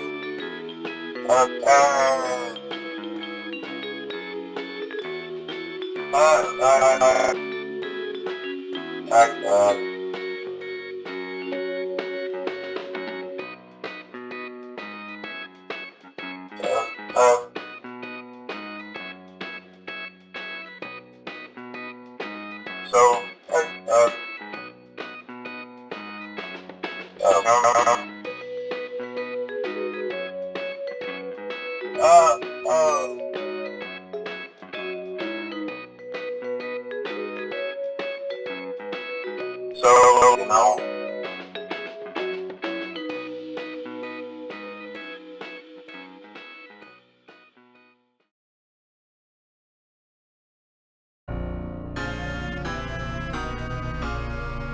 Why, hello there, old sport. Quite the place you have here, Sportsy. And your very own faxi pinstripe club attached. Very lucrative. You know what you were doing. Setting this place on. And choosing to salvage me, the best choice of all. I knew you couldn't keep away. You couldn't forget the fun that we had together. I haven't forgotten either. Sportsy. See, 30 whole days alone, working at a fast food restaurant is enough to drive anyone to murder. All I can think about is how much fun we had together. The good old days. I'm glad you chose to salvage me, compared to the plastic balloon gremlin that you salvaged the month before. I'm a real steal. Sportsy, do you remember the good old days? I know you still do.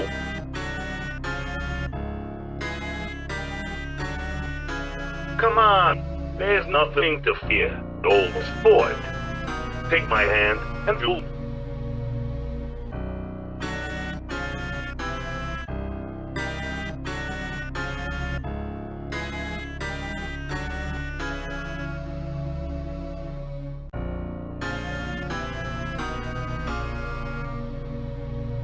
Sportsy, you hate this place. You hated working at Freddy's. Let's cut this shit and stop pretending that any of this was entirely what we had before. And I'll admit that this place is fairly authentic. What? You're missing one final piece of the puzzle. The final audition-colored piece.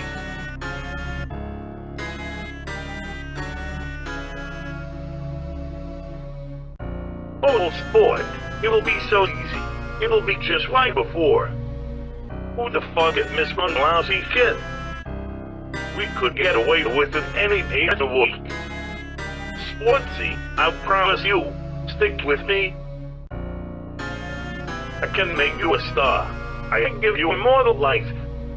I can make good on all of my empty promises from before. Please don't throw me down on the current.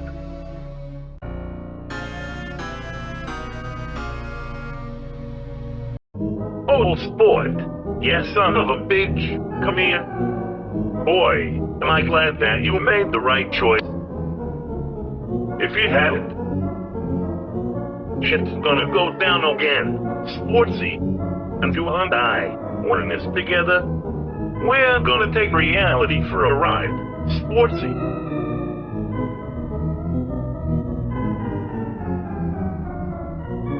It sure fucking is. Sportsy. Hey, Sportsy, wanna see my party trick?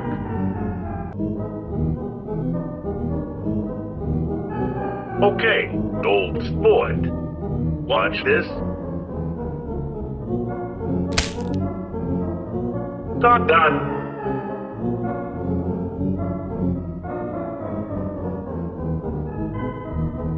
Thank you. I'm here all night. I never leave, I always come back.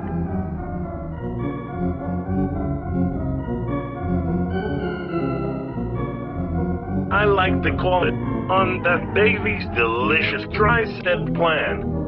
Try is 3 in German. Alliteration is key when one is planning a debaucherous foray.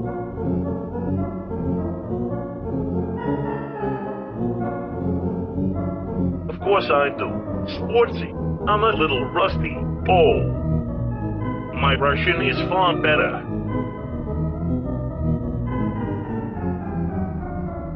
Nonsense.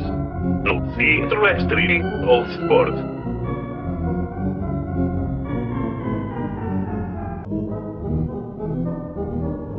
I know, old sport. I'm no commie. What? Any self-respecting official you killer should be able to ask for vodka in the language that'll get you vodka the quickest.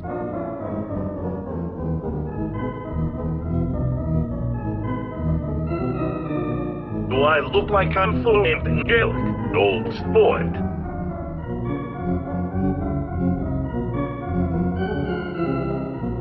Oh, you.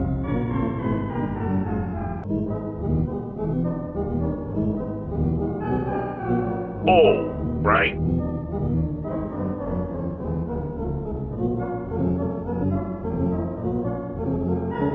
Well, it's kind of a fun secret for now. If I tell you what steps 2 and 3 are, you might violently attack me or run for the hills.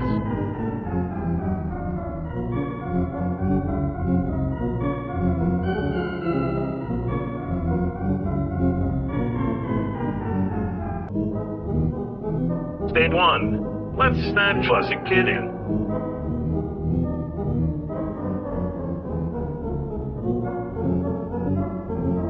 Oh, you bet. It's been a while since I've snatched a kid. I've gone 2 whole months without slaughtering a toddler. I've got wicked withdrawal symptoms. I've got the shakes, old sport.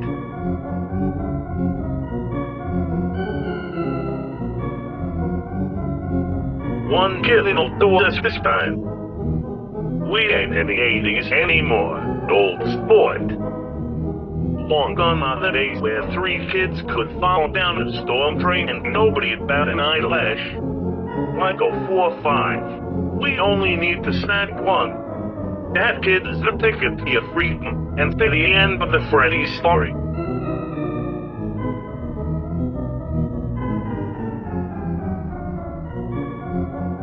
Oh, but of course, this place, it's killing you.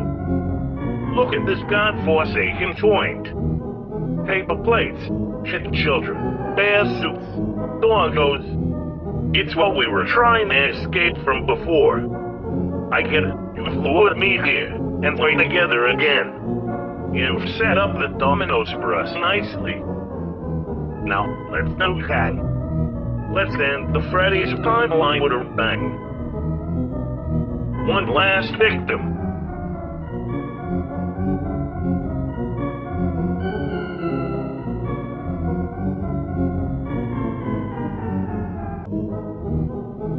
That's the spirit.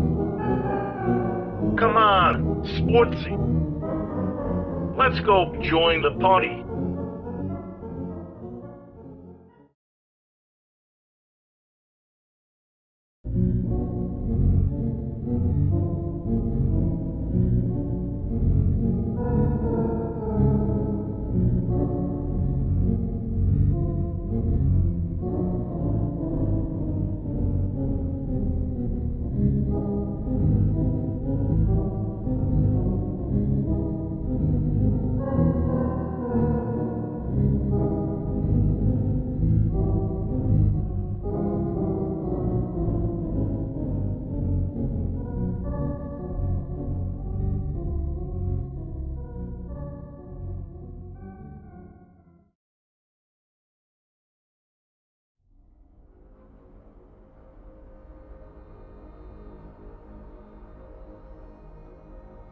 Look at this one, sportsy. Boy, did I choose wonderfully. It's go time.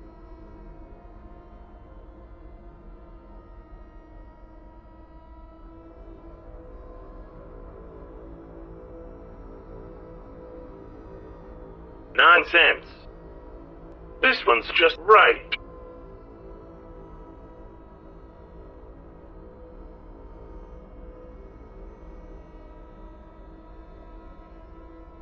It sure as fucking is. Sportsy. Oh, and kid. Next time, learn to walk before you visit a Freddy's location. Makes escaping me less impossible.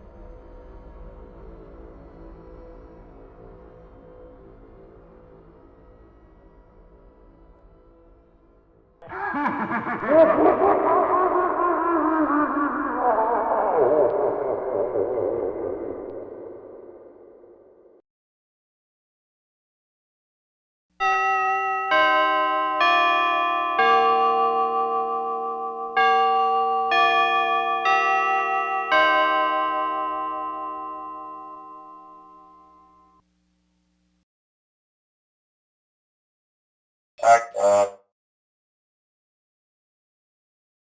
so, uh, uh,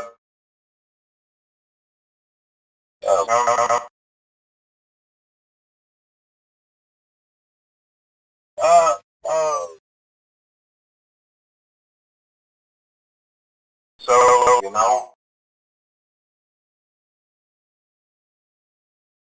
uh, uh, uh, whatever. Uh, uh, uh, uh,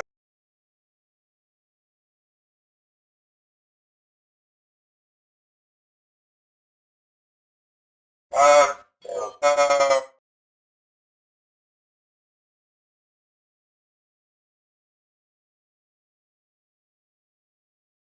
um, um,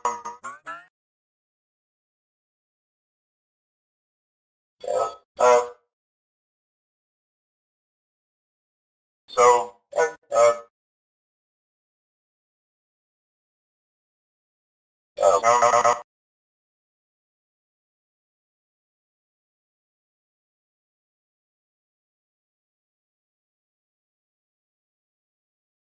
uh,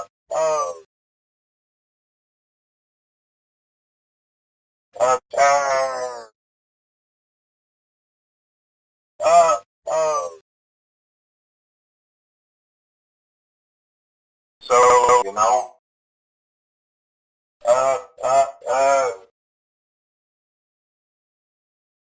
uh, whatever. Uh, uh,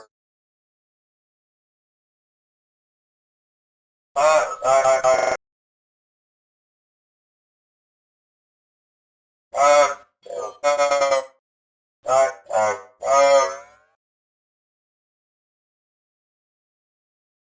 uh, uh,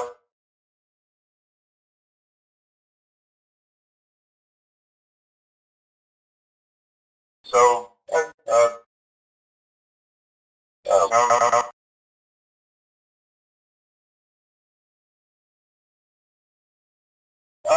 uh, so, you know, uh, uh,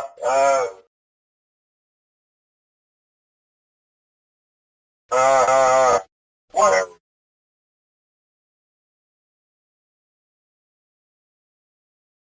Uh, uh, uh,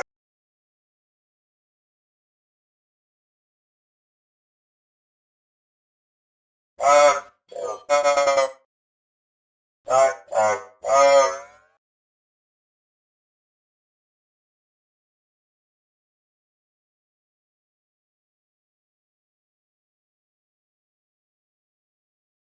uh, uh, so, uh,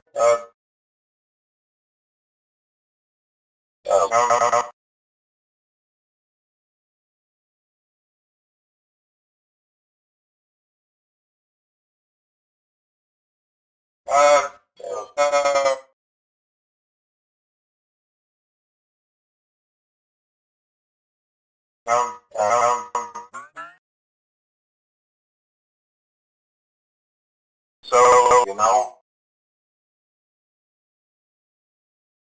I, I,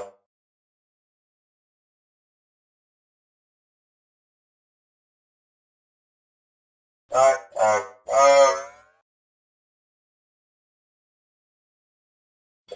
uh,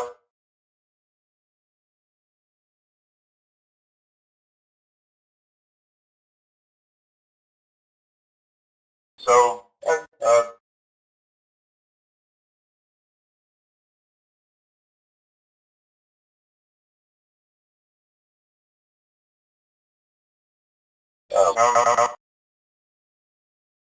Yes.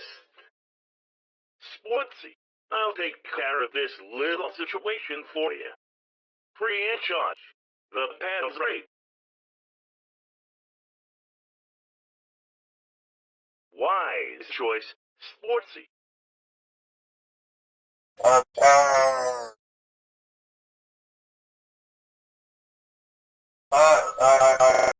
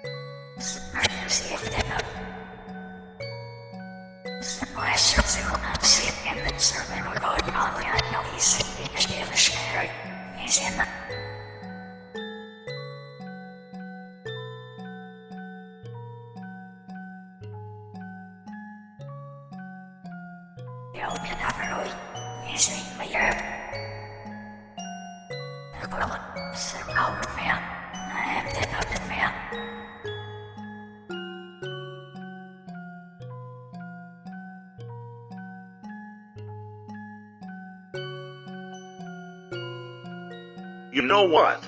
No. I'm not gonna pretend that I can't see this obvious bullshit. Sportsy, why don't we cut the fucking act?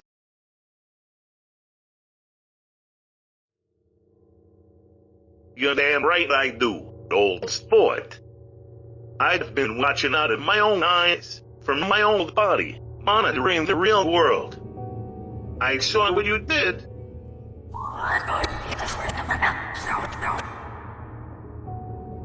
He's been killing kids, D. He killed the kid at work today.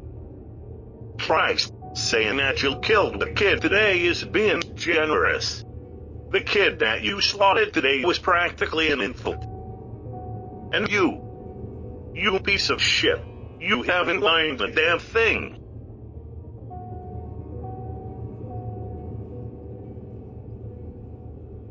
Don't you dare. That ain't me. That thing ain't me.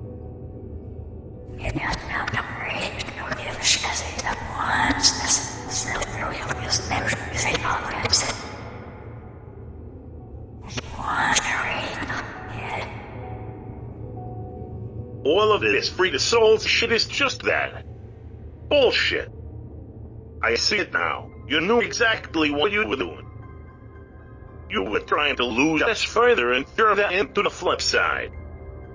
You were gonna lure the rest of us all to the same place, and commit genocide.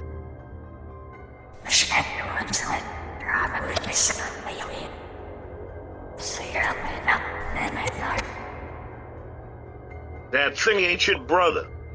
Maybe it once was, but not anymore. Your brother died years ago. This thing isn't human.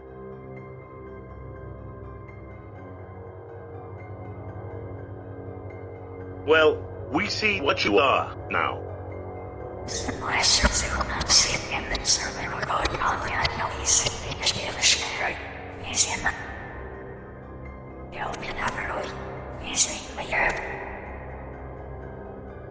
Like hell I'm letting him leave.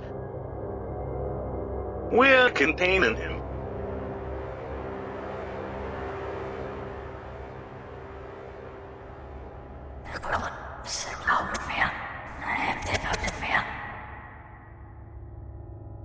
You don't have to fight with me, D.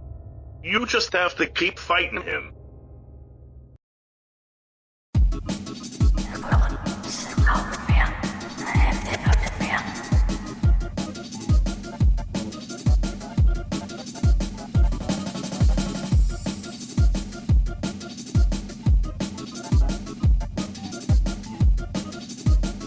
That's your sister that you're talking to?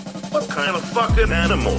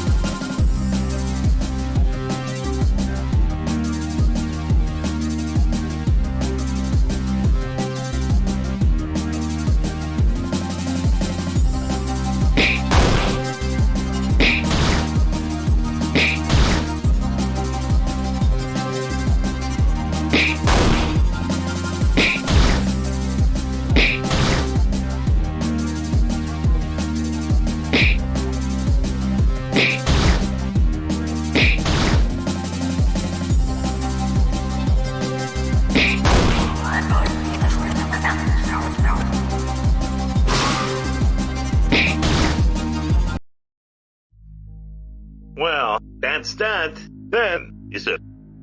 She's gone. You destroyed her.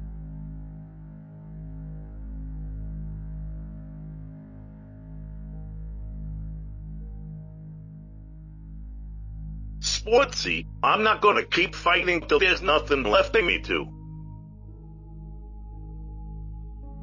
What? Let me tell you one thing. I'll admit it, your sister sure didn't go down easy.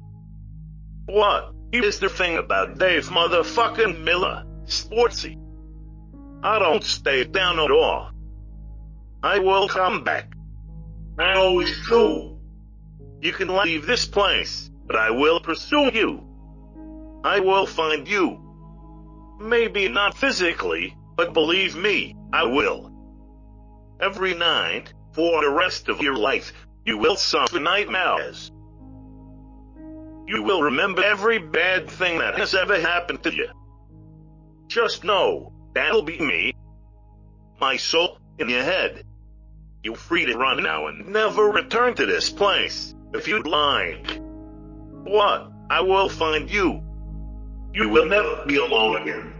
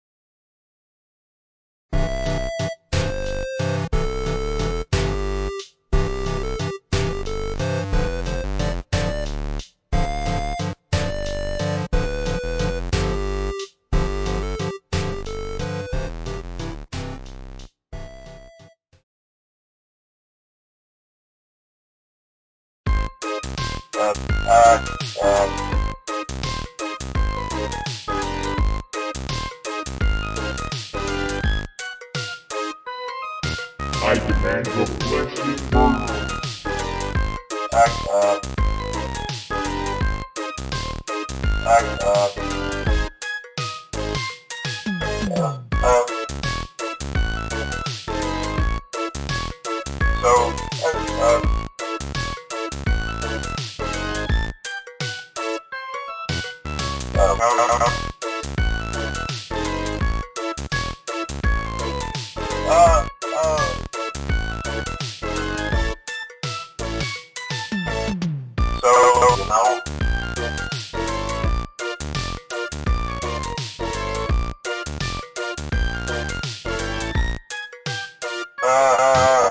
Whatever.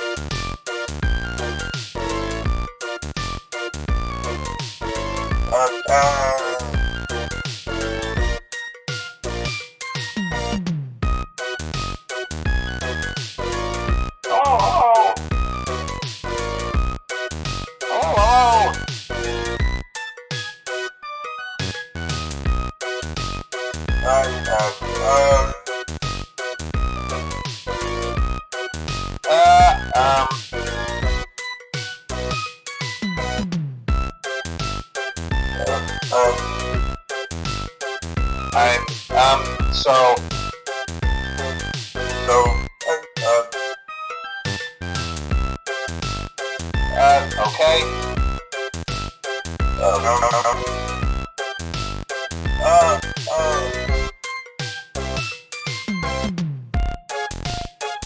Okay.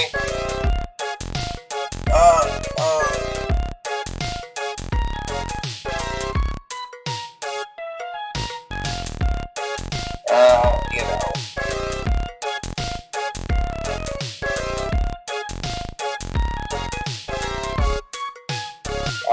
So,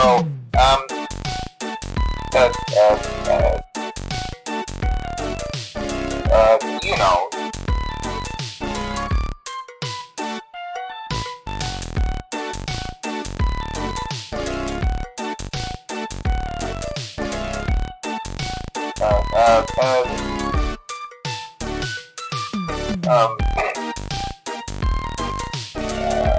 Yeah.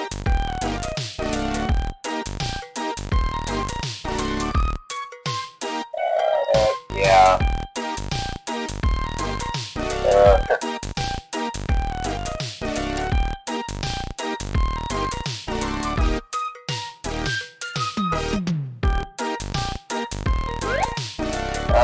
You know. So,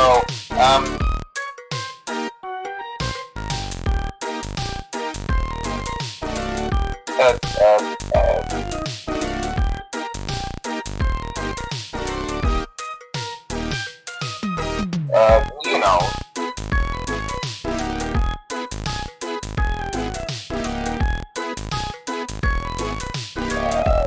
Yeah.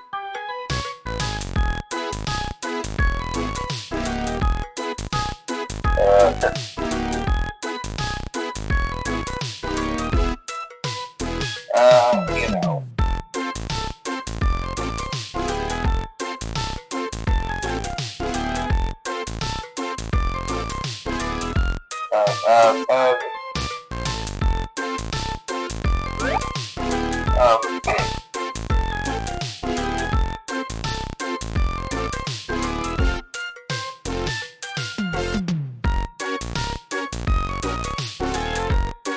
I demand your flesh is burned.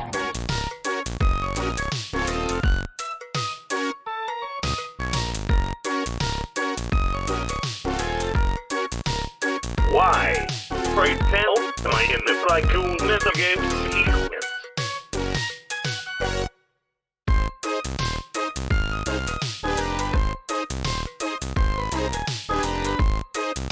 Alright, then, please upgrade my organs if you can, because frankly, this liver is being held together with staples at this point, and spring nuts. Want your organs to me for? Get back to the tycoon segment of the game.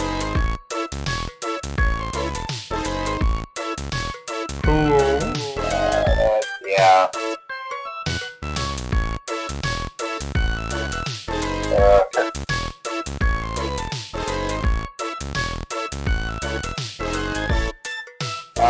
so,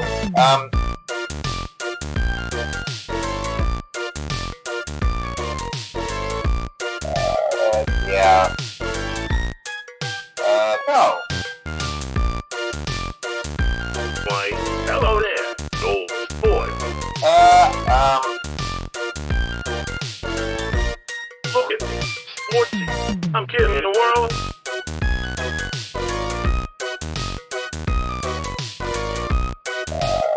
Yeah.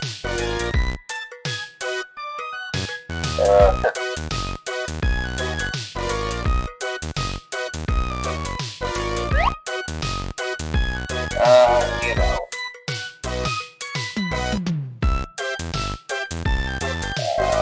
Yeah.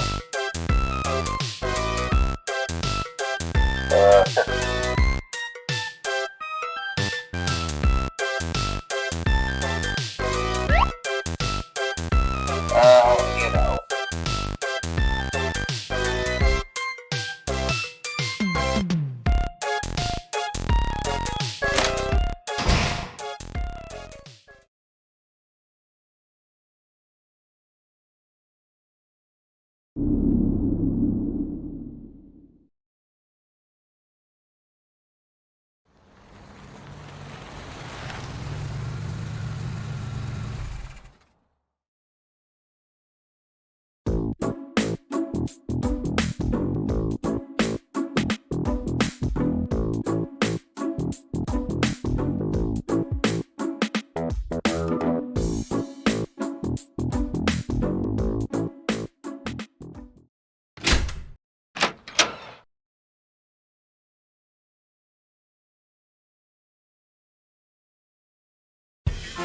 know.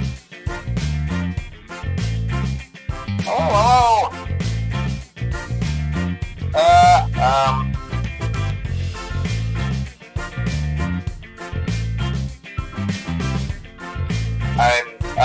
So, okay.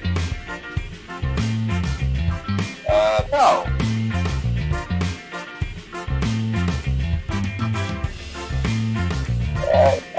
You know.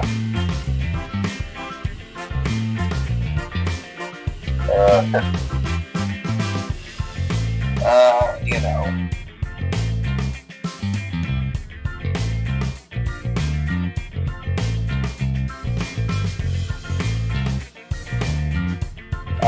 So,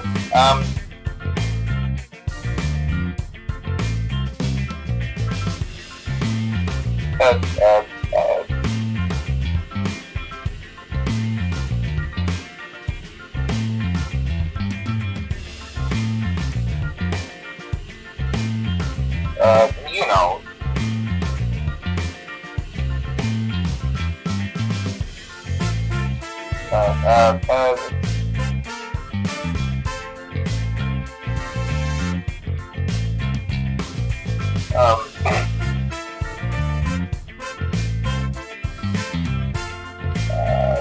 Yeah.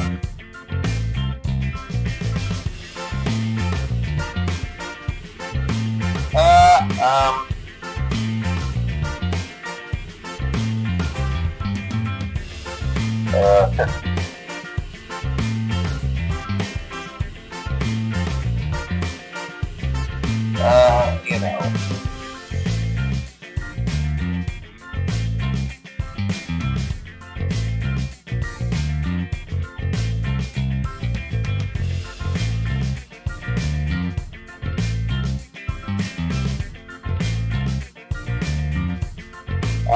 So,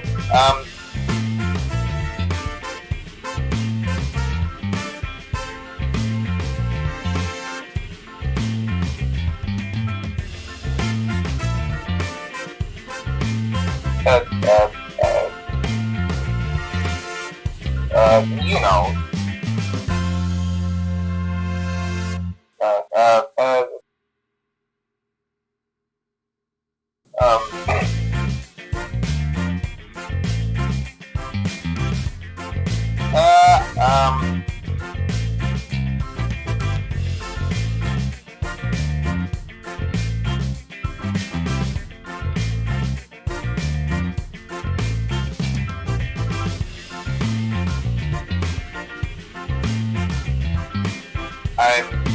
So,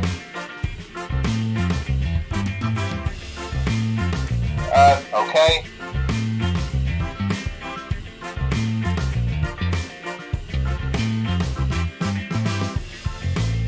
No.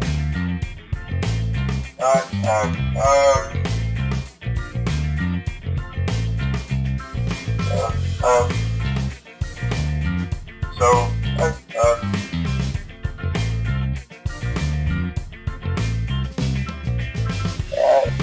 you know,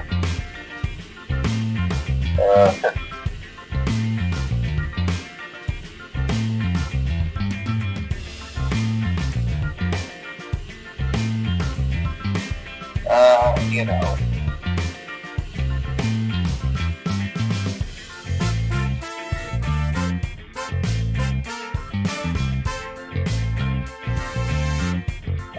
so, uh, uh,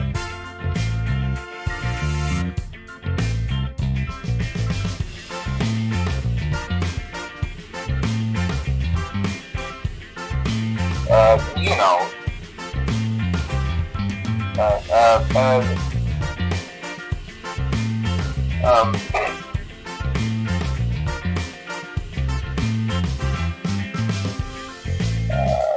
yeah.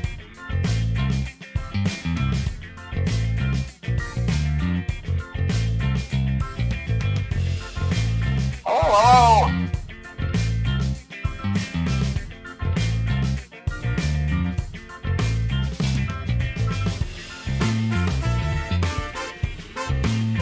hello.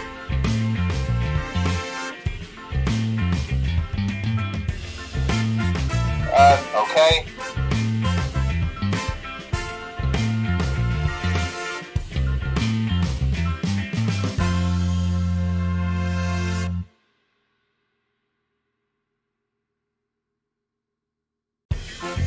No.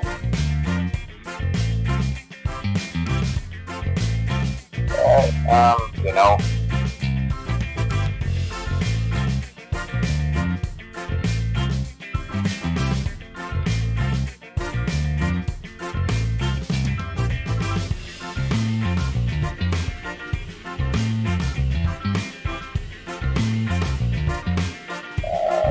yeah.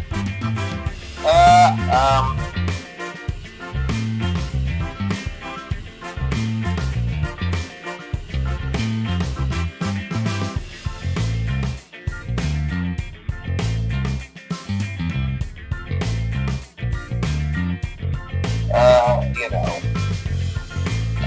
so, uh,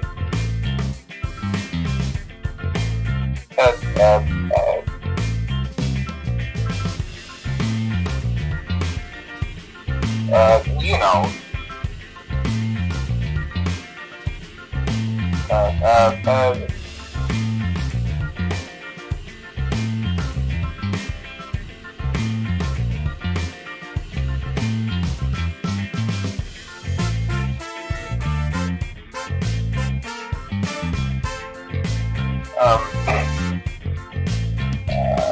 yeah.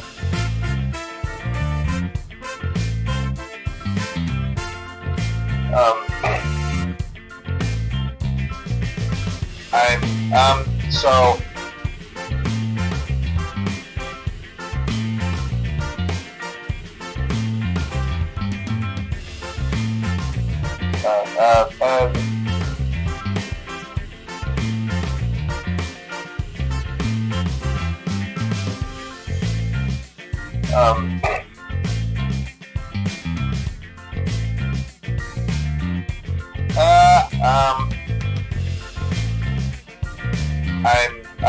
so, yeah.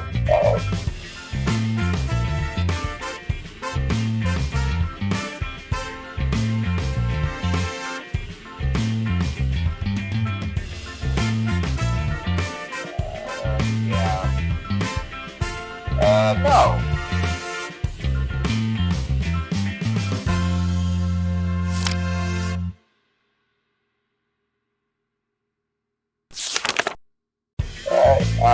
know.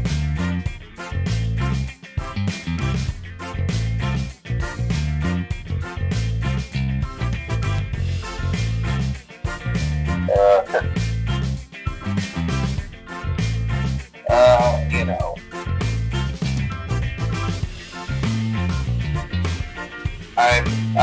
So.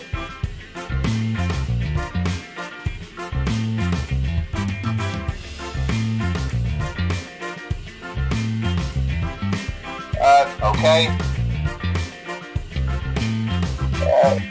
You know. You know. So,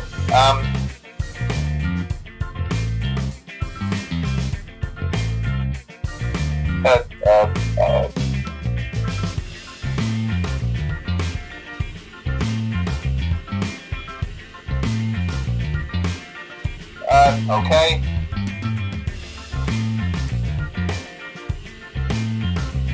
Okay.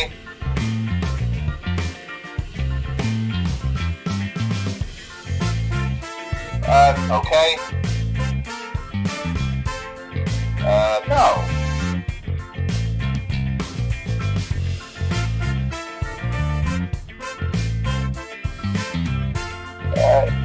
You know.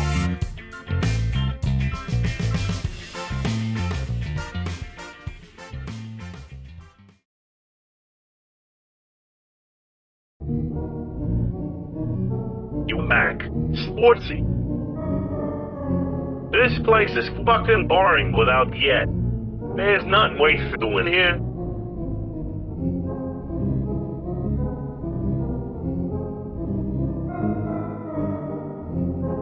Yeah, but I'm only half of a dude act, Sportsy.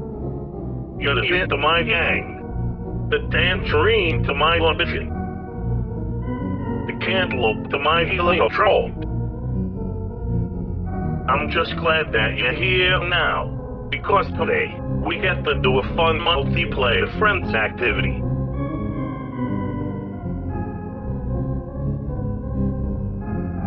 I like to call it pin the tail on a donkey. Except the tail is false evidence. And the answer is, well, before I ask that we're gonna be framing for what we did to that gondola. We're gonna pin someone for our famous misdeeds.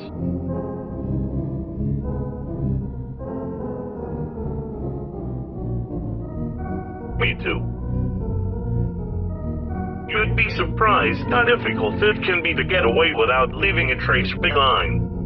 I sanded off my fingerprints years ago, but damn it. When you keep accidentally leaving buffalo wing sauce at the scene of the crime, eventually, people are gonna point to the hulking purple dude wearing a big steak with buffalo wing sauce.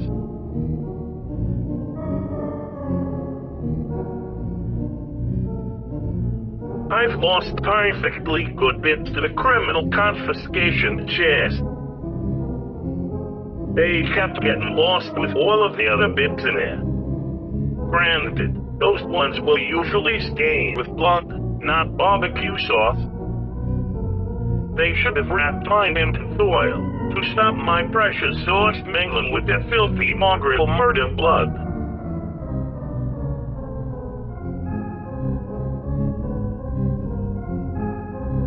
Not with the murder blood on a bib. I do have standards, old sport. This is gonna be a ride, Sportsy.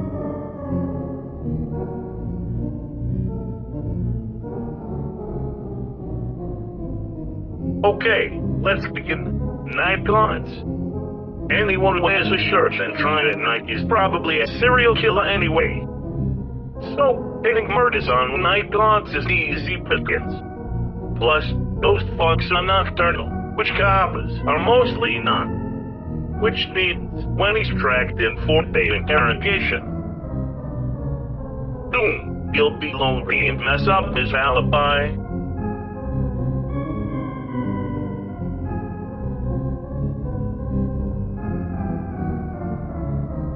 Right.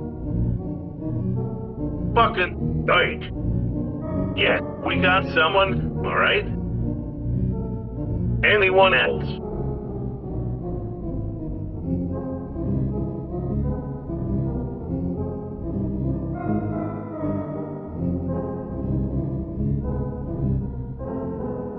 What? Does he lick windows or something?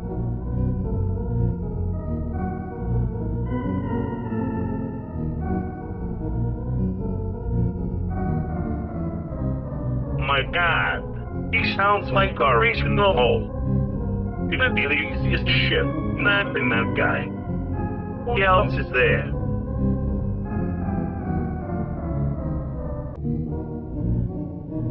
Fuck, I hate that guy. I know I'm a rotten eggplant man stuck in a fermenting bunny soup, but... Fuck, that like creeps me out. Okay, do you have any student employees?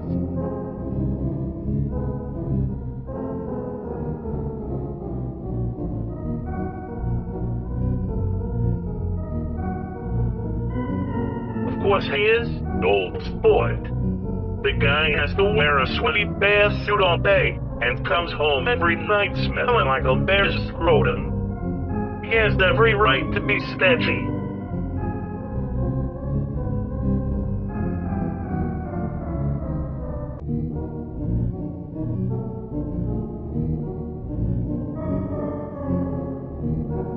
Oh, he's the other phone drifting around here.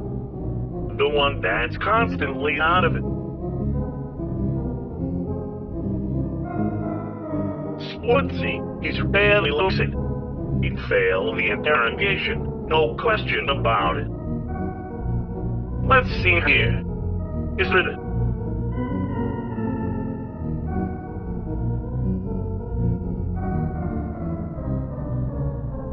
Nah, bad idea, Sportsy.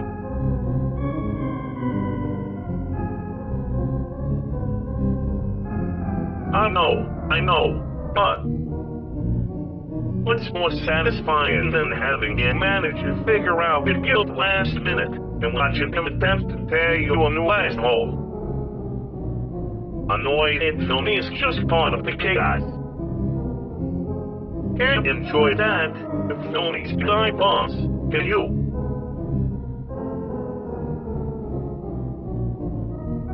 It's your choice, but I think that'd be a bad idea myself. Come on, Sportsy, it's time to make a choice.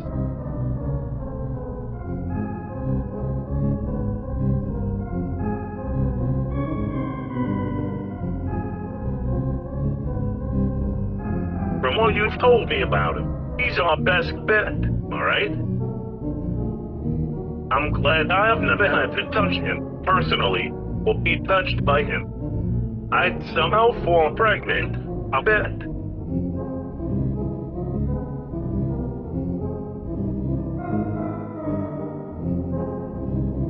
Why, this'll be so easy. Planting false evidence is a specialty of mine.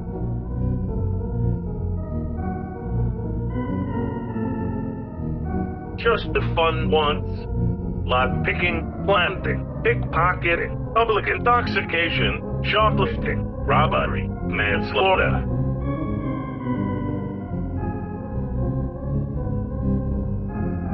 You say that, old sport.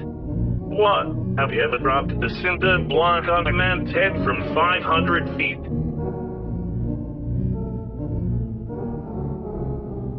I haven't either, but believe me, it's on the list. Well, then, we've got a game plan. I'll get to implicating. You go have some fun. Sportsy. Do whatever hair-brain activity you can think of. When you're done speaking to those coppers after work, don't forget to come back here. Sportsy, do you remember what I said to you the other time we went to Vegas together? Hey, Sportsy, let's fucking roast this hooker together. Just be one. You If I think such inside her, and you don't stay no home, we will have to sleep in separate beds tonight.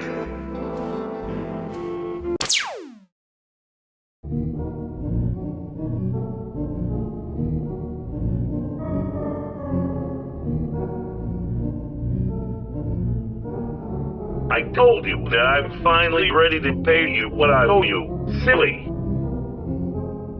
35 years later, of course,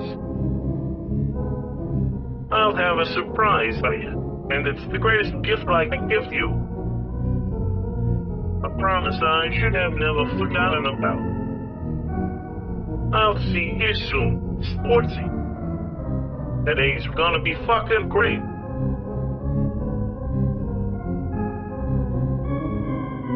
I sure hope so, Sportsy. Ciao.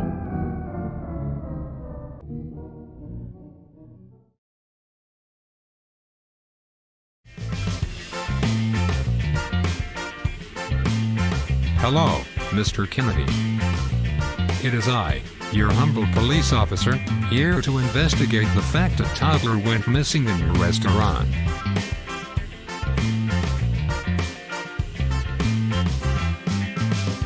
Oh, good. I was worried there for a second. Goodbye.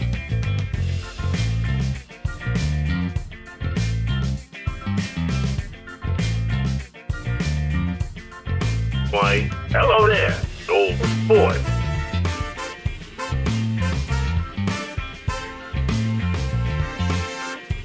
Oh, there's a wondrous side. I'm on stage, old boy. I'm a star. Oh, if only old Henry could see me now.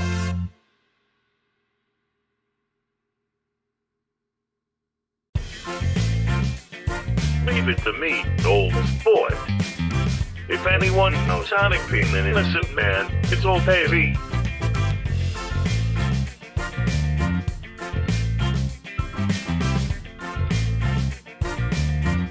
I can't believe you rehired man. That factor alone makes this place a colossal failure. The guy in the fact suit creeps me out. Good thing word frame in the dough. Hey. I'm pretty sure I recognize the guy in the bear suit. You ever drop get the guy wearing the Pluto costume at Disneyland?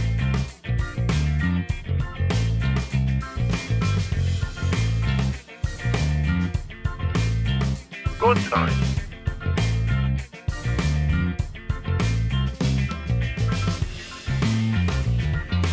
Alright, I guess they've kinda noticed the organs, which is a bit of an issue, alright? Apparently, they stopped making that purple ketchup that was really popular in the 80s. Making it kinda hard to explain why my organs are seeping purple next step. Damn, my rubbish mess.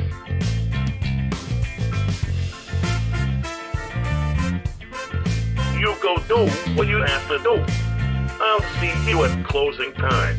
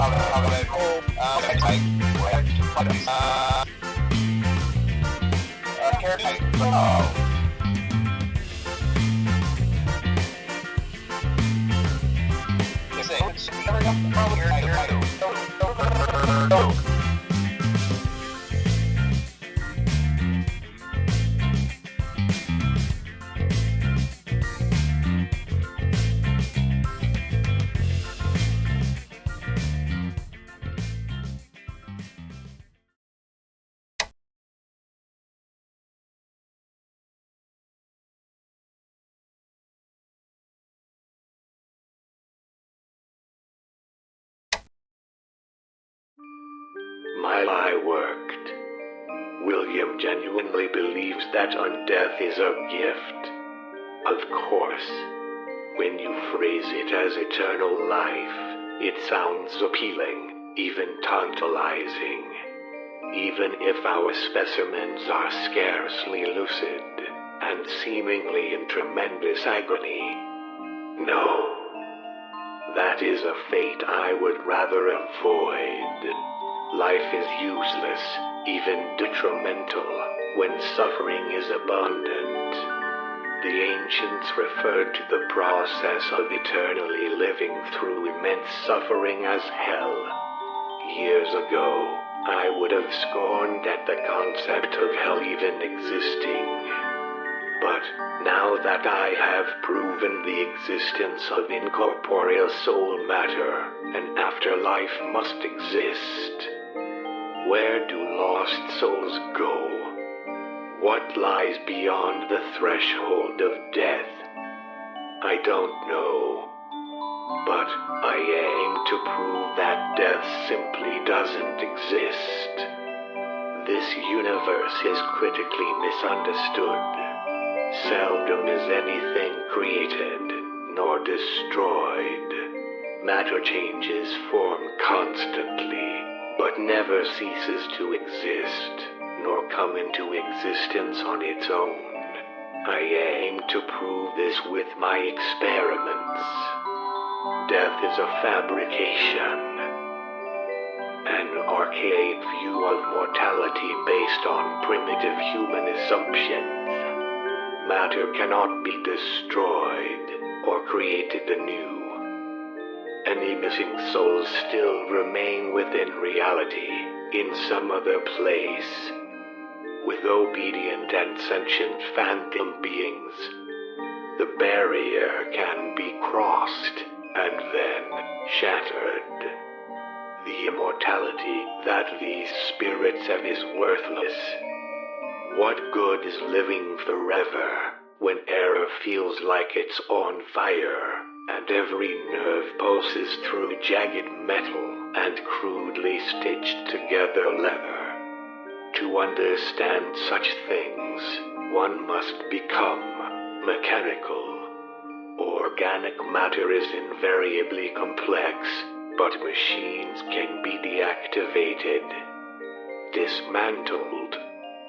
Organic matter cannot be shut down and restarted so easily.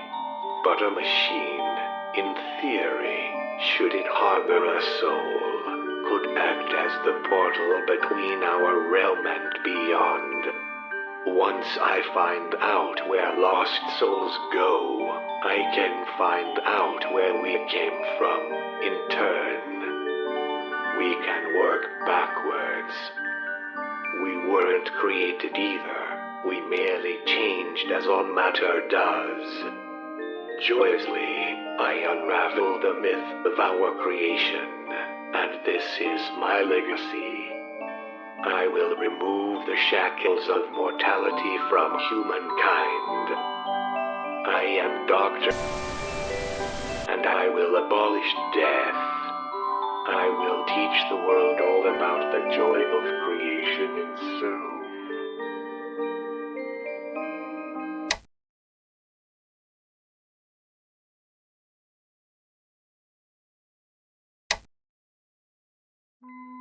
On opening night, William's suit failed during a dress rehearsal. This was my own doing. I intentionally misdesigned the spring-loaded retention locks in William's suit, knowing full well that the spring mechanisms inside the suit would fail, with him inside. He died a predictably painful death on stage, following his bow at the end of our performance. What a moron. But the end result was fascinating, and an eventuality that I had never considered. Despite steel rods piercing William's flesh and puncturing his lungs, William still walks amongst the living. At first, I considered that William may be somehow immortal, but soon enough, I noticed a minor change in his physicality. William has done something that no spirit has ever done before, to my knowledge. He has repossessed his own corpse.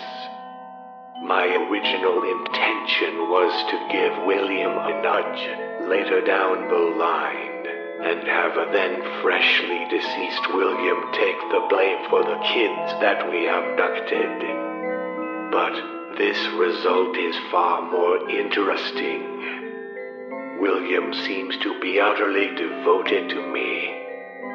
My current theory is that he repossessed his own body out of desperation. He essentially re-entered his own corpse, so he could keep going as if he never died. Most peculiar. William will stay as my partner. This development will advance my work by many months, perhaps even whole years. William's soul is both extremely unusual in the manner in which it possessed its vessel, but also in the fact that he has no idea what I've done to him, unlike the others.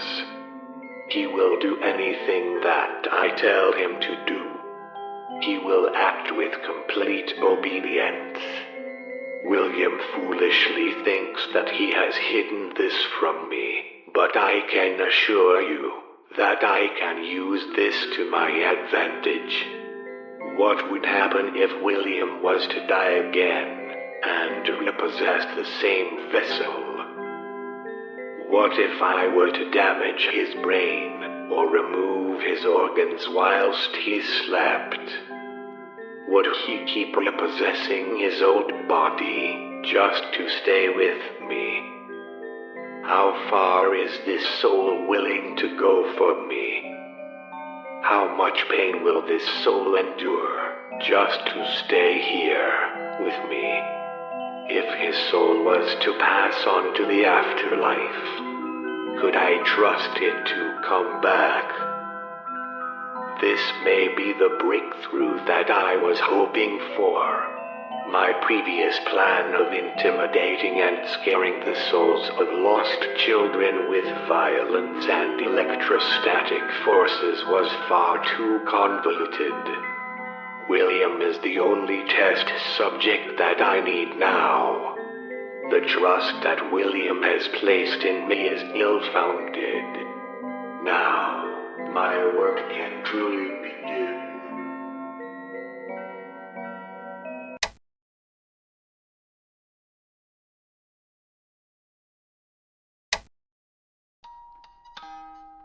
Henry, we need to talk. Do we, Willie? Yes, we sure do. Ever since we abducted that little girl, everything here has been weird as fuck. Tables emptying themselves, things moving. Customers hearing whispers about us. About what we've done. And those robots have turned aggressive.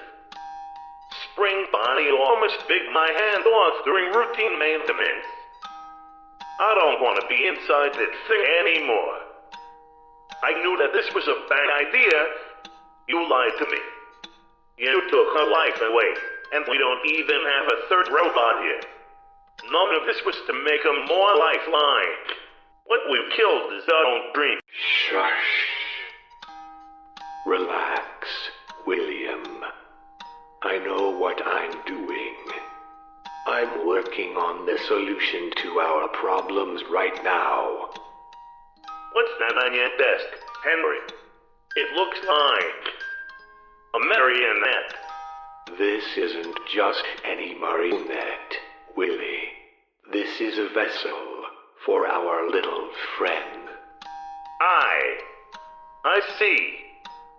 We've killed beyond our means, Willie. You mean you killed beyond your means? In any case, this puppet is the solution to all of our problems. The moment that dumb girl enters this puppet, she'll be stuck as a puppet. And then she'll be our puppet, being pulled by our strings. Unable to harm us like the other two can. Okay, what about the abductions? Freddy, Fast, and this has better-looking robots, and Bassett had 3 children get abducted in their restaurant. 3 kids have died here. The police will... Relax, Willie. I've pinned the 3 missing children on our missing night guard. He's lying, half dead in the back. The police will presume that he took the kids away. Poor fool probably won't even get a gravestone. The suits have been bleached. This is a minor hiccup. What, Freddy's? I will pay a visit to Freddy's soon.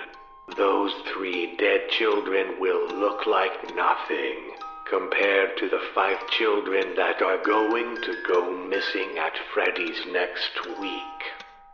Henry, I don't like this. Willie, this is our dream. Yeah, but... This is what we have to do. Our diner, our family, our dream. This is what you wanted. Henry, You wanted this. Okay. Now, go talk to the police.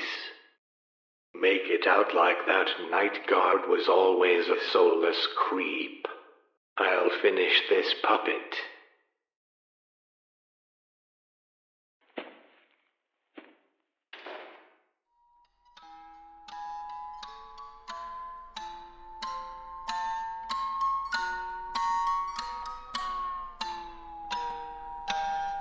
The clock stopped, never to go again, when the old man died.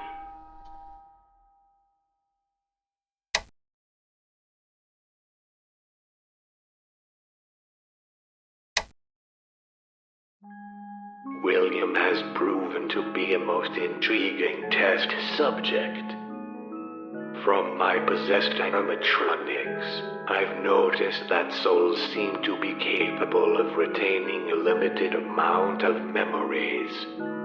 Upon interacting with my victims, I realized that they seem to remember who I am, occasionally, and respond with defensive, animalistic aggression.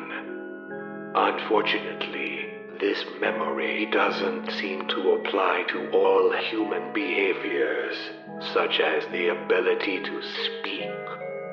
Granted, Fredbear's lips are unable to curl into the shapes needed to imitate human speech. But William has not seen a single attempt to speak come from the animatronics during routine surveillance.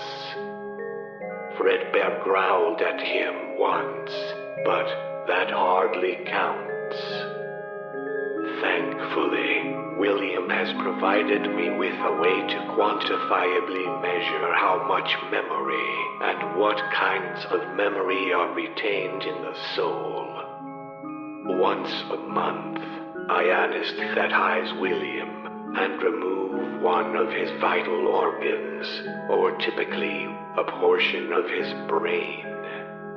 Usually, tissue from the frontal lobe, due to it being a generously accessible mass of neurological material. Surprisingly, William doesn't seem to be suffering from dementiated memory loss, but rather a shift in personality. His conscience is unburdening itself, and he has begun to ask substantially fewer questions about the ethics of our work. At any rate, at least I know a cure to William's incessant whining. I've begun to leave William alone with the animatronics at night. Unbeknownst to him, he is being recorded around the clock, allowing me to watch him from afar and without tainting my results with his sentimentality. Sometimes William speaks to himself. I'd rather not think about what he's said lately. Work continues as usual. I will make the impossible possible.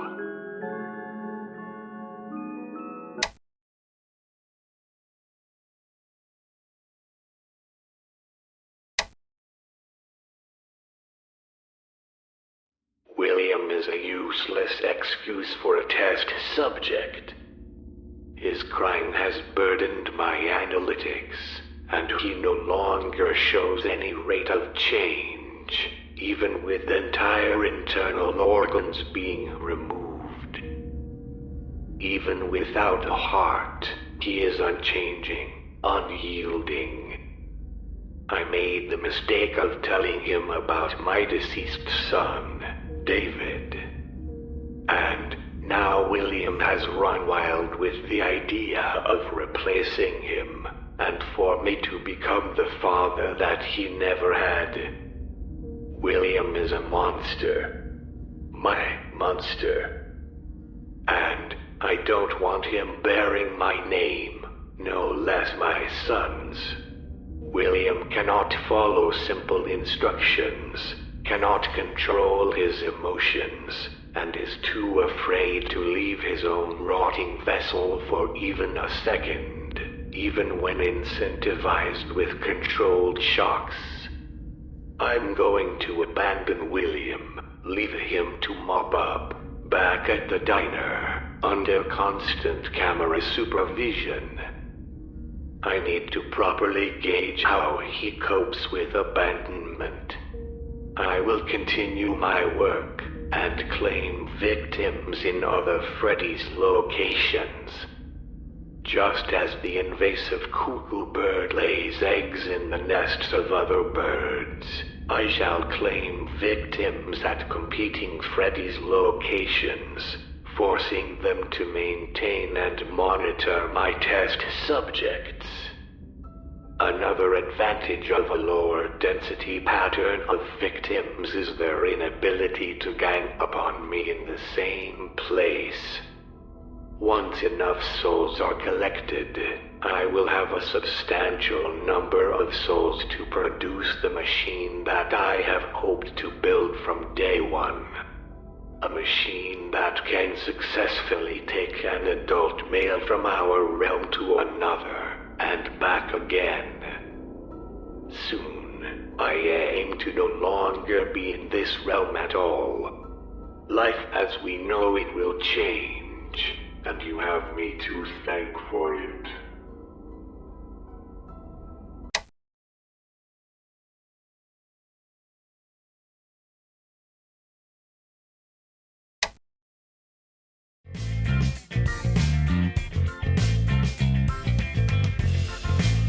Hello?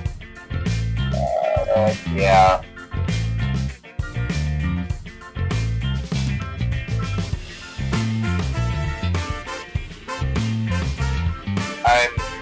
So... okay? So, yeah.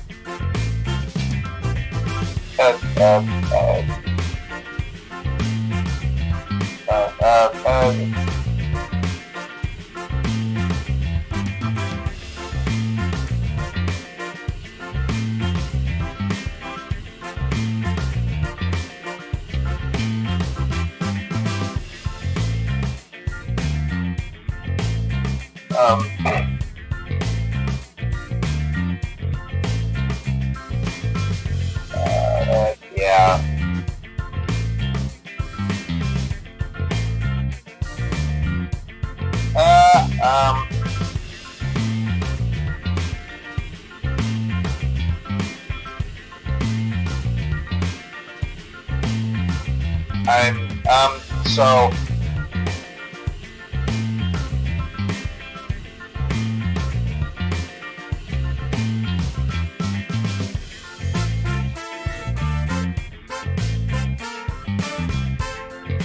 okay?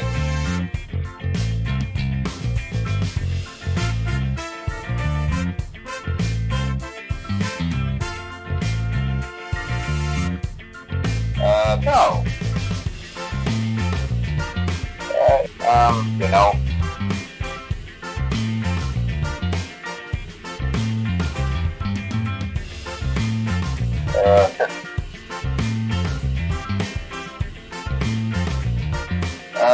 You know. So,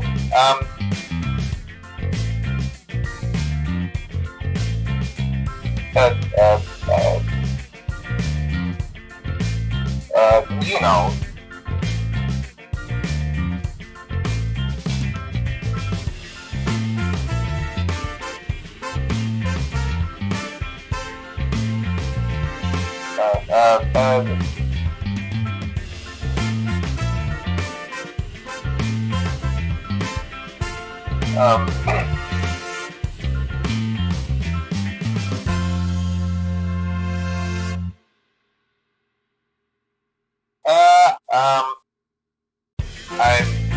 So...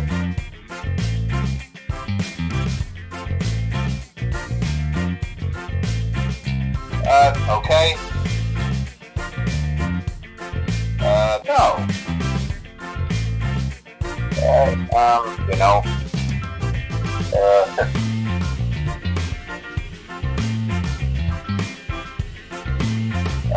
You know.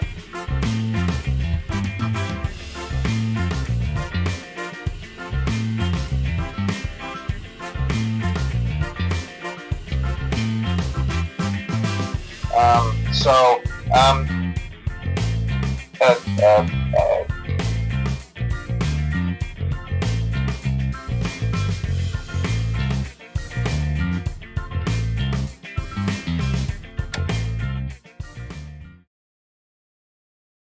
This was my voice. My real voice. They ended up giving us the old stuttery voice boxes because, you know, a lot of the employees got their vocal cords shredded up in spring lock failures.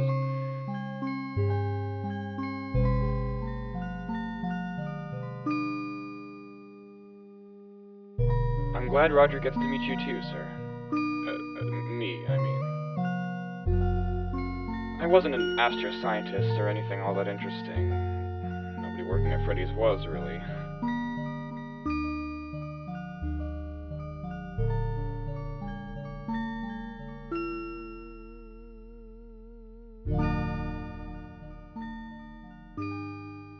Maybe it'll be easier to understand if I give you a little history lesson.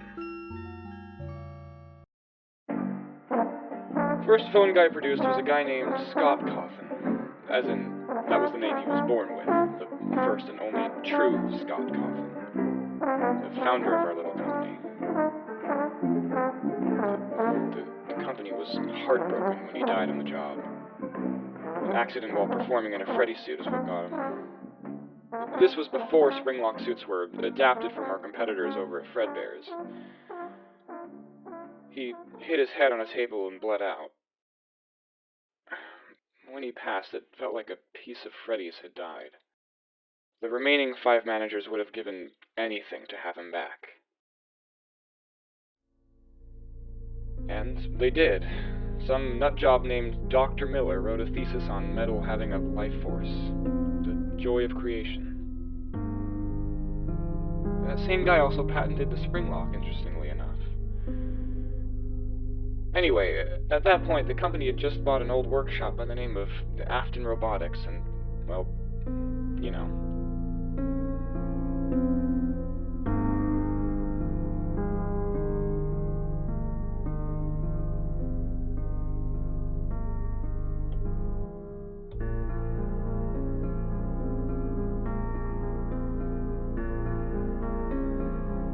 I guess they figured if the machine could stitch fabric together, it could do the same with flesh, right?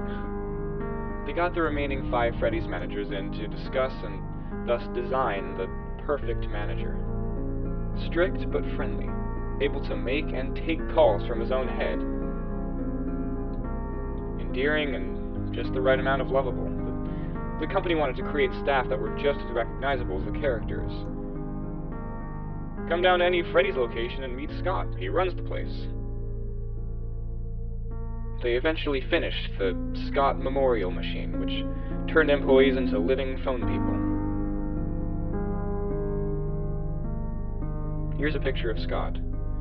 Model 0101.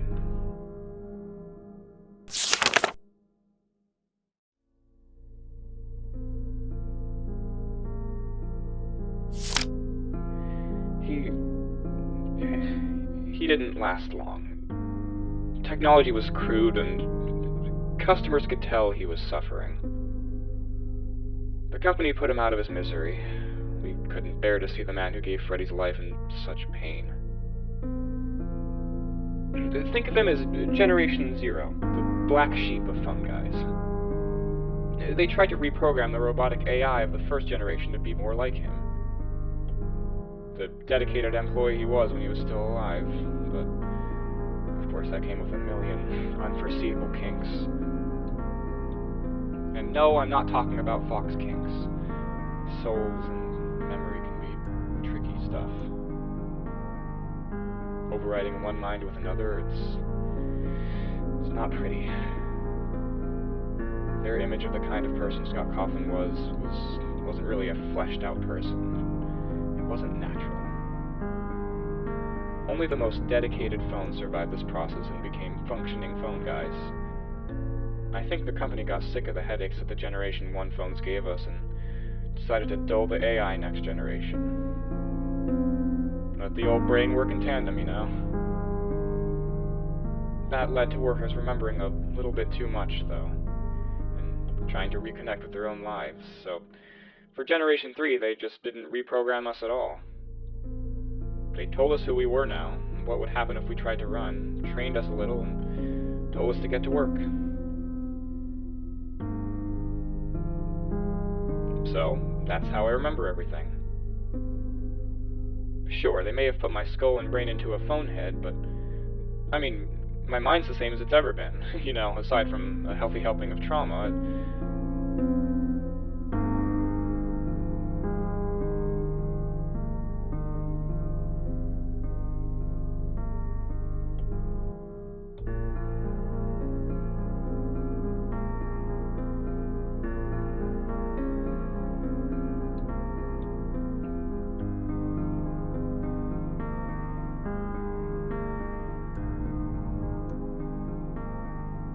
With all due respect, I worked at Freddy's, sir.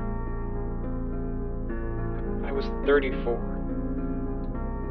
I was divorced, dropped out of college, lost my apartment, and the dog must be dead at this point.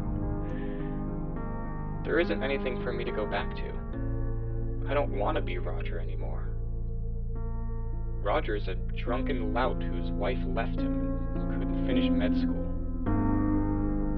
Scott Coffin is a manager at the last remaining Freddy's location. The founder of the company, the man who started it all. Scott Coffin is the very definition of what an ideal manager is. The definition of an ideal person. Scott Coffin was a man who the company loved so much, they literally did the impossible to bring him back.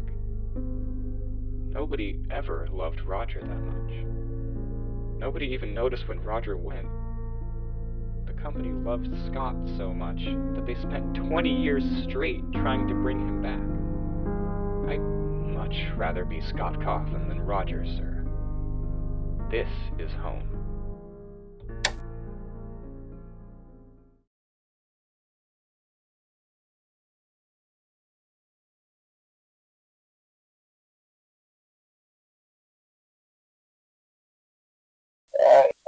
You know,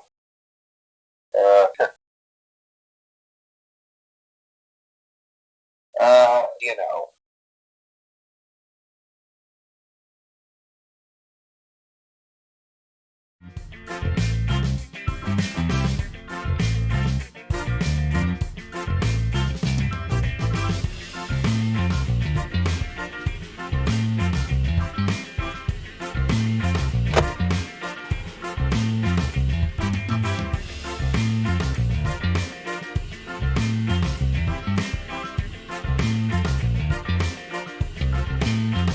Hello, what's this?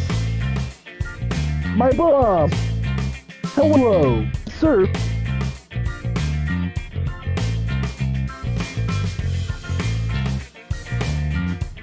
What's up, sir? Please let me know.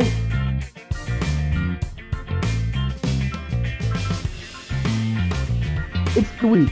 I wear the fart suit and flirt with parents. Elbow.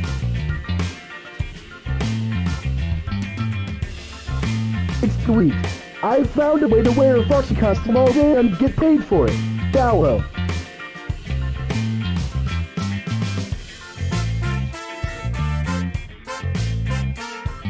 Well, that guy with the phone for head is cute. He's a well-known. Every time I interact with him, he gets all creeped out and stuttery. I like that fella. That mad guy in the prized corner scares me. He's like countering my vast sexual energy.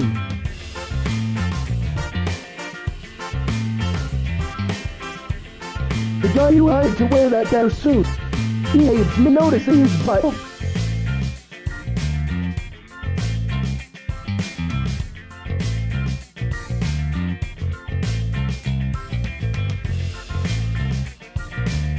Okay, sir.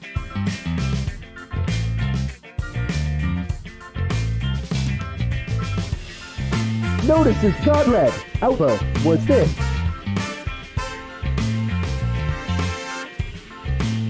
See you in your dreams, Bob's man.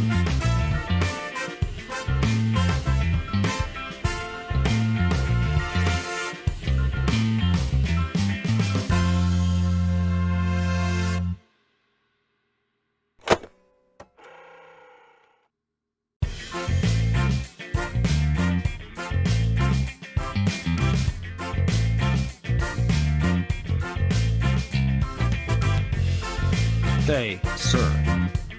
Need something. Old enough.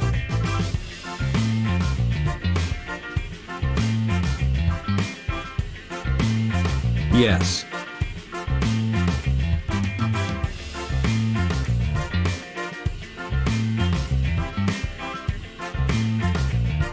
To get laid constantly, huh? Yes.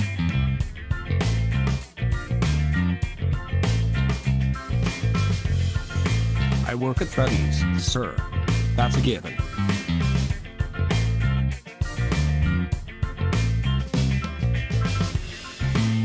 Not at all. You own Freddy's. Your life is worse than mine could ever be. Has to be for you to end up here.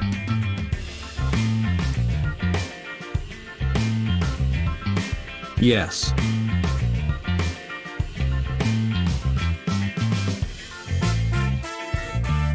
No, not at all, sir. That animatronic was simultaneously overrated and underrated. A truly pitiful creature.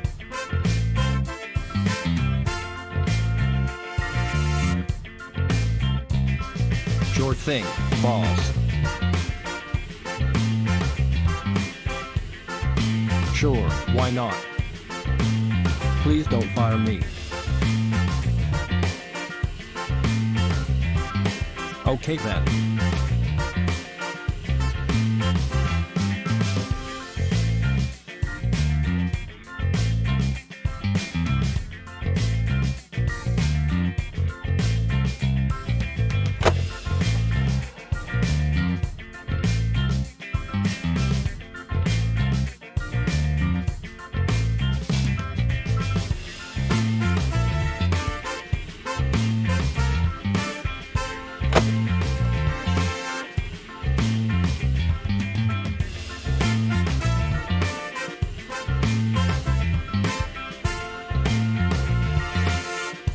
Hey, boss. How's it hanging?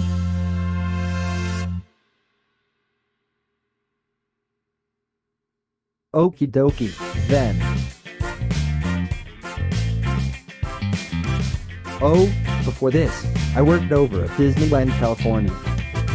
I got booted from the company for a misunderstanding involving an unused Goofy suit. It's better if I don't specify what happened.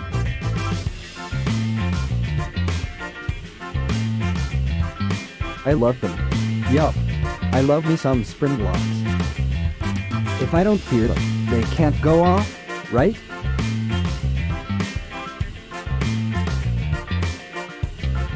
The phone's alright. He's a little jumpy, but hey, at least he doesn't beat me when I'm on lunch, like Walt Disney's Frozen Corpse did. That Matt guy, bad news. I can smell his virginity from here. And that Oscar guy? Look, I've worked with dozens of other sweaty adults, all dressed as Disney mascot characters. And let me tell you, none of them had the same violating aura that Oscar has. He is a dark being.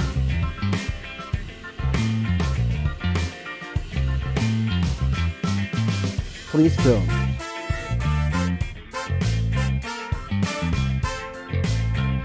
See ya, sir. Have a good one.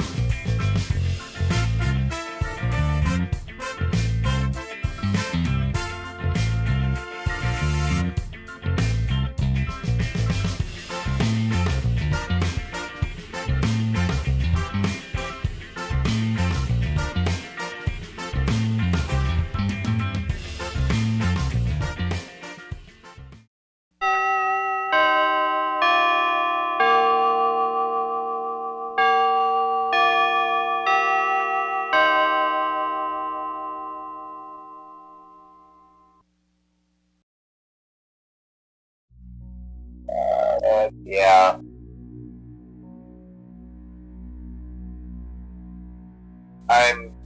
So, okay.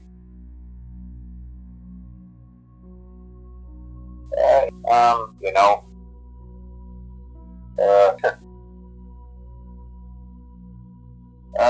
you know,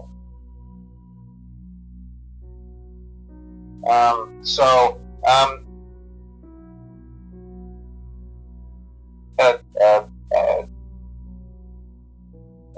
you know,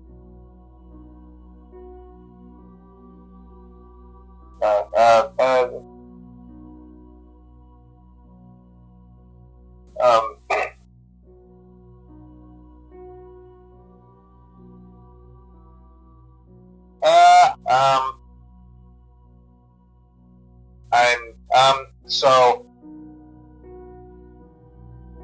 okay.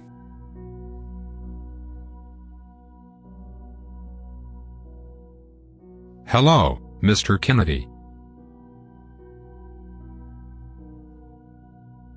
As you know, you were called here for questioning today.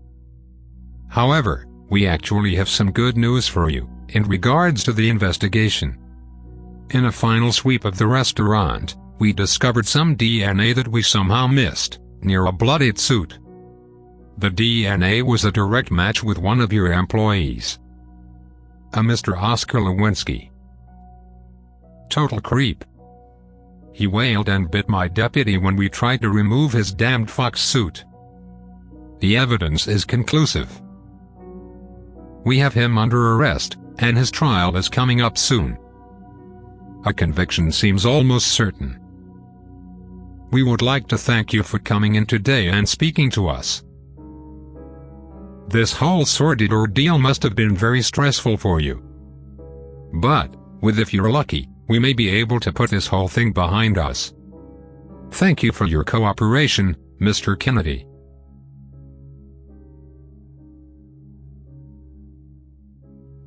Boy, you sure are a creep. Oh well, at least you don't murder kids, like that nut job we just arrested. Goodbye, Mr. Kennedy.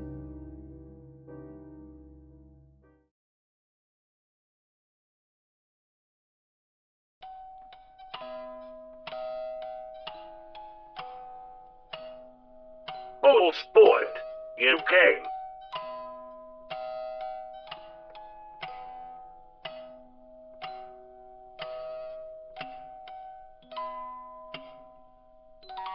Sportsy, look what I found.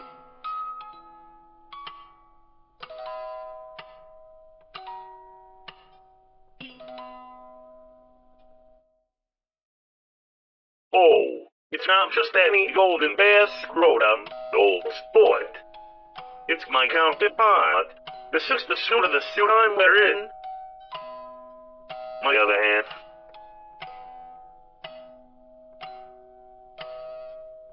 I fixed it up nice and clean, just for you. I've been working on this baby for months, just to see you wear it. There's nothing more in the world that I'd like to see than you in this suit, old sport.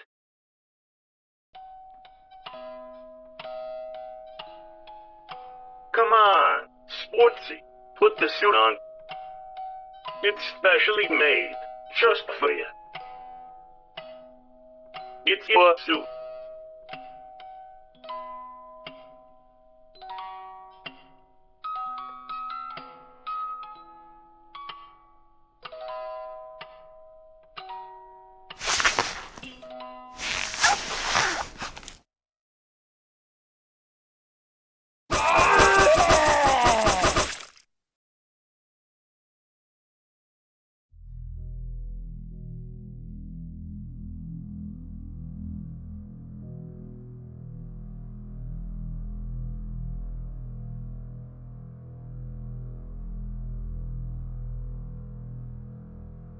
Sportsy, honey, the suit was designed to do that.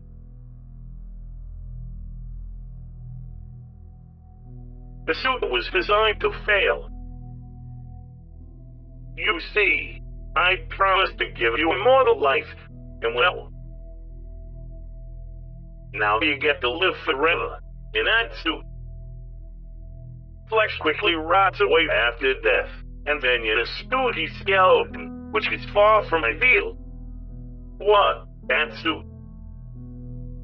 You're just like me now, old sport. You and I are kindred monsters. We're family, old sport. And we get to spend eternity together now. Do you remember, old sport? I promised that I'd make you a star. I promised that I'd give you immortal life. And now, I have.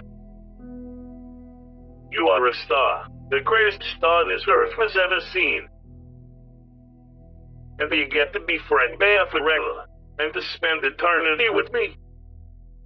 looking at all of our completed work together. It's exactly like we would have wanted.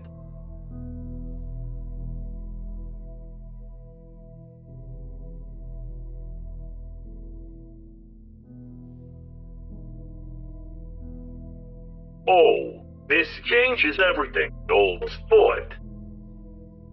Trust me, old sport. You'll see. This is what's best for everyone, best for us.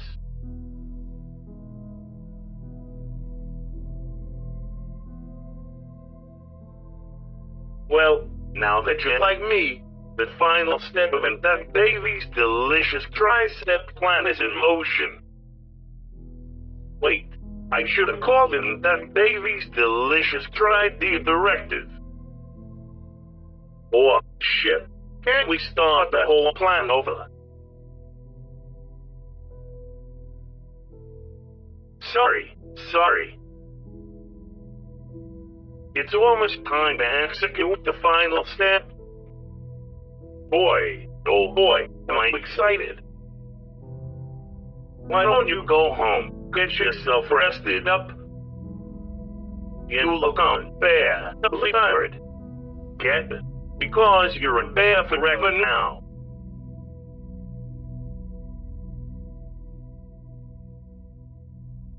Oh, you.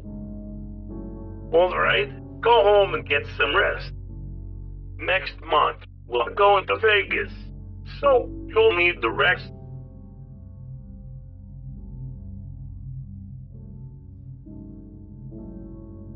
Don't get too cocky, sportsy. This won't just be a run-of-the-mill regular old debauchery. This'll be advanced debauchery. So, make sure you're all set.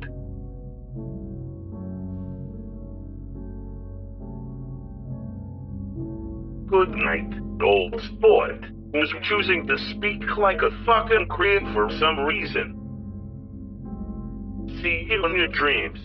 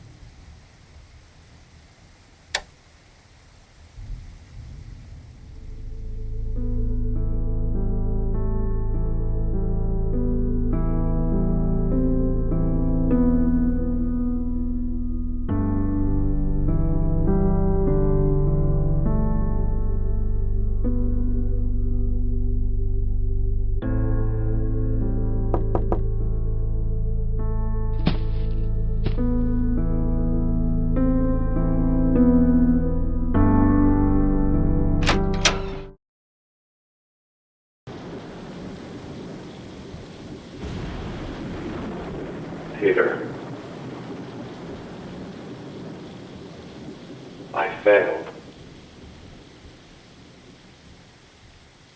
I couldn't save her.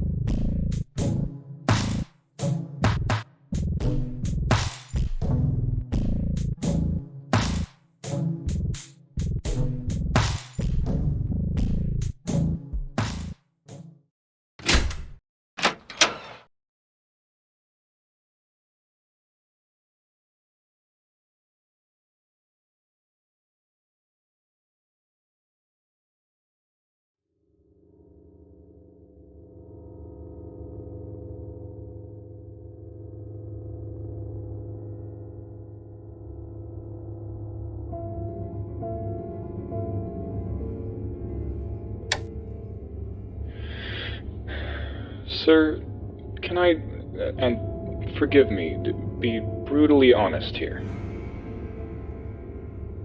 Why did you do this?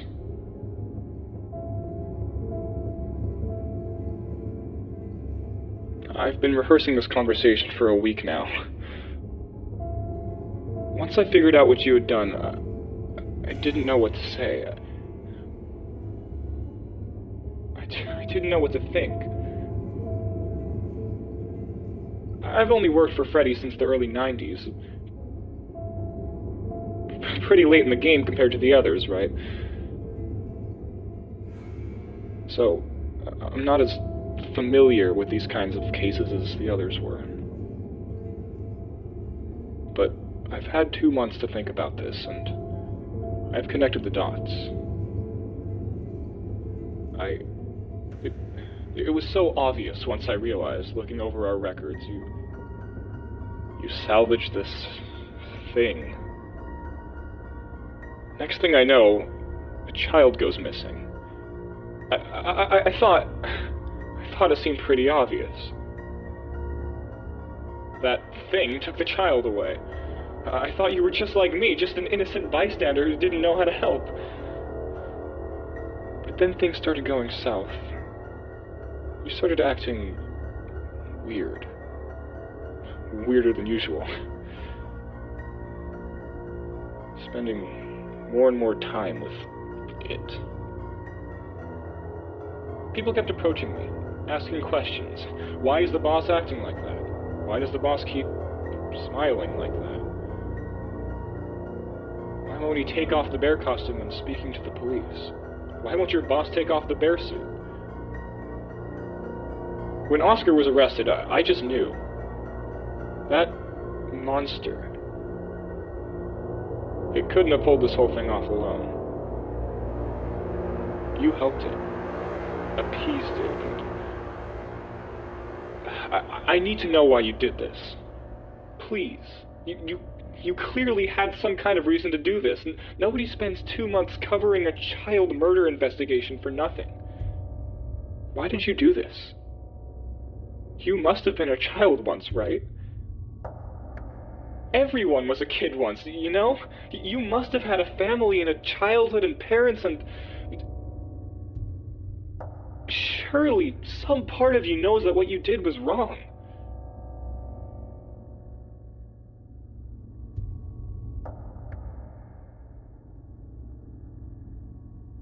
Sir, please, I'm trying to help you. It's not too late for you. You did a bad thing, sure, but you can call the police up right now. Confess.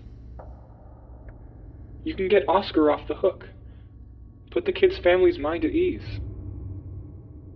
You made a mistake. We all make mistakes, but you can help make this right again.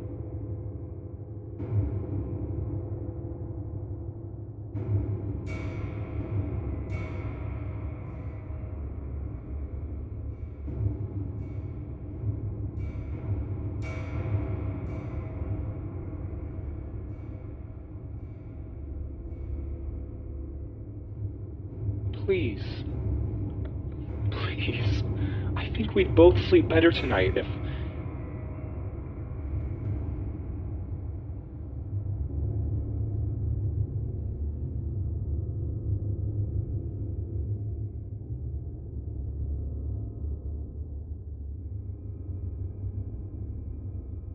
My God. What are you doing? You ruined a young family's life. Ruined many lives. It would be so easy. So simple. You could fix all of this. I'm trying to help you.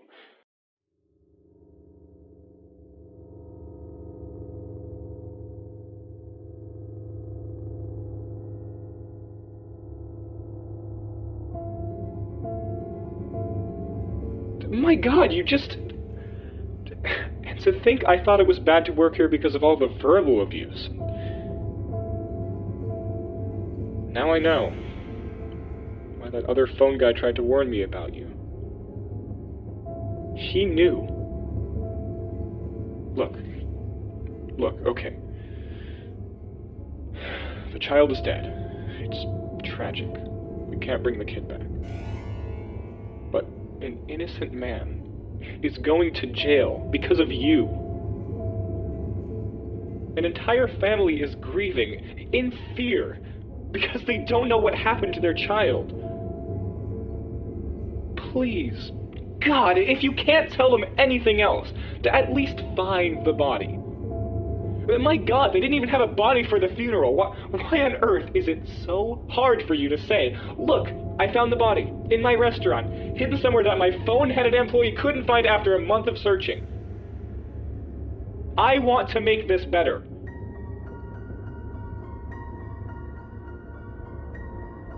I just can't forgive you for what you've done. What you failed to do. You've killed kids. You've killed Oscar. And now you've killed me.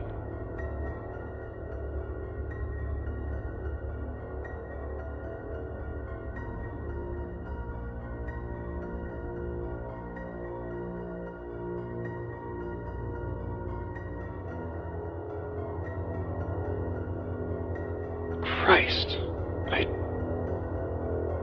You know what? No. I may have nowhere else to go, but anywhere is better than here. Sir, I mean this from the bottom of my heart. I hope you burn in hell for what you've done.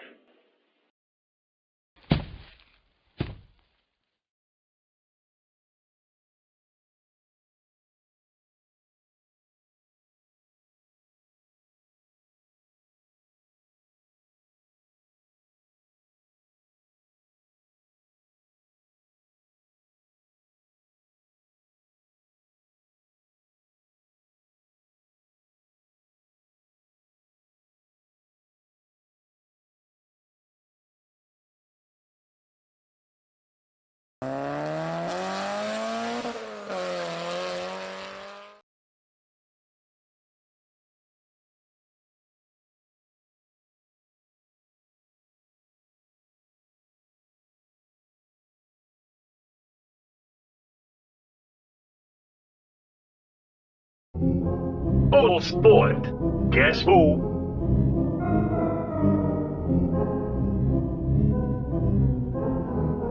Okay, just gonna pretend that didn't sound totally fucking creepy.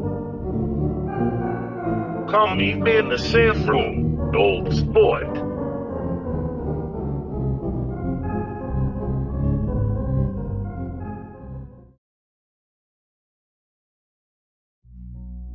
So, look, gotta be honest with you, old sport.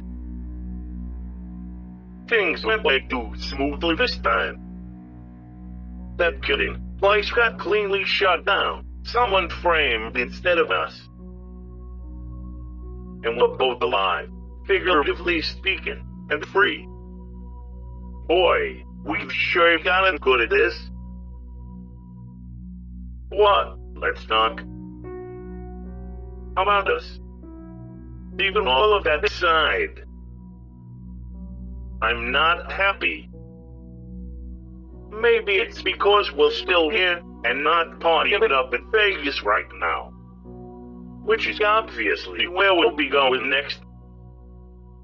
But first, I guess I've got something to say. I'm so glad that I gave you immortal life and made you a green and old me fucking bear. I was so terrified of losing you, Dad. What? Now, that isn't an issue. We're the same now, inside and out. Companions. Family. Oh, sport. Family doesn't lie to family. Truth is, I was living a lie. Using a fake name. My jovial disposition. My name isn't really Dave Miller. Dave Miller is the man I wish I could be. Truth is, my name is William Afton. I'd like for you to call me William from now on.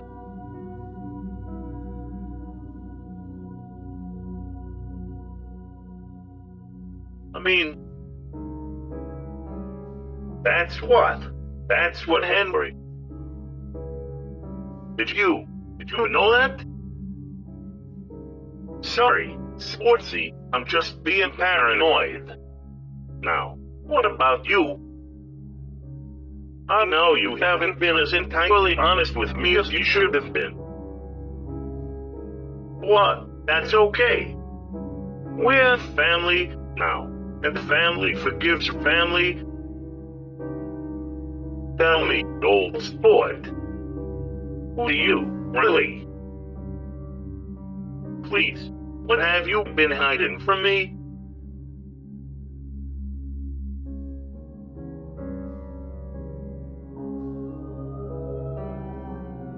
Wait, your name was Jack. And who told me you're real? Sportsy, Jack and Willie. You and I were inseparable, baby. This is real. Come away with me. Come to Vegas with me.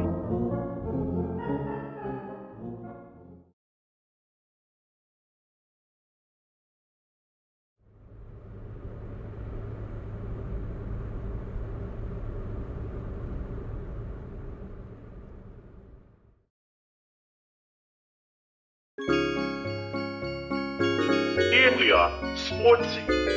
Beastie Eyes. Vegas. I didn't think we'd get to see this moment. The end of our story. Come on, Jack. Let's go have some fucking fun.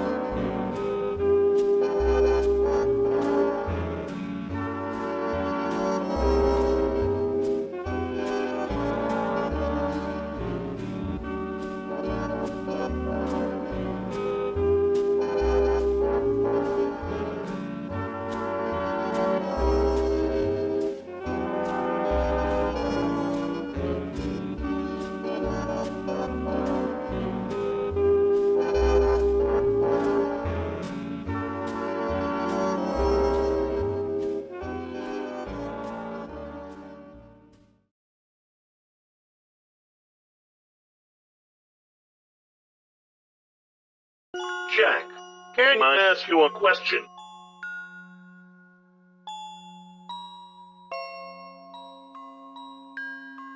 Are you? Are you happy right now?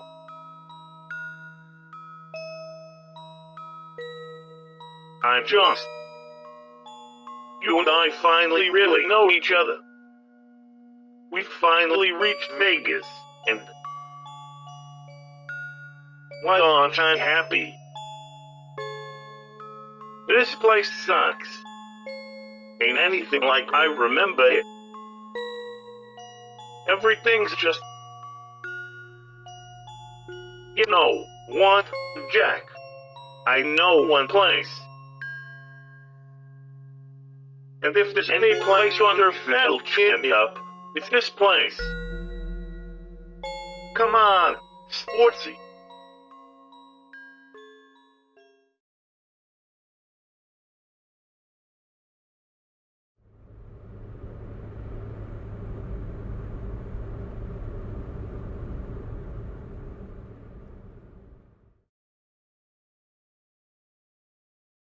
Okay, Sportsy, remove the blindfold.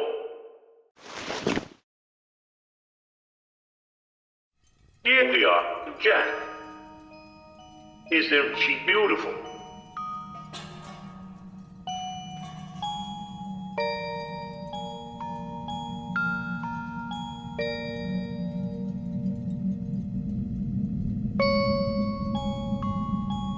Oh, boy.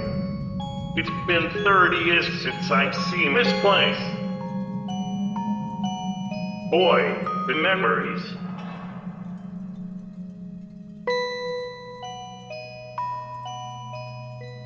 It sure is. What? It's my dog. You should have seen this place in its prime.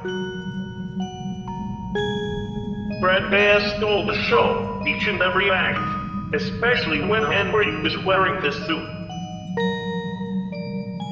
Of course, after the bite of 83, Brad Bear stopped letting people return to the building. I guess we hated what we did to the place. Took me a long time to take that bear down, so I could return to the building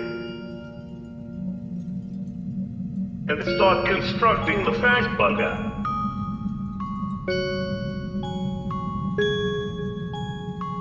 The fact bugger. Oh, have you never seen it? Yeah, it's sort of an underground facility I built under this restaurant.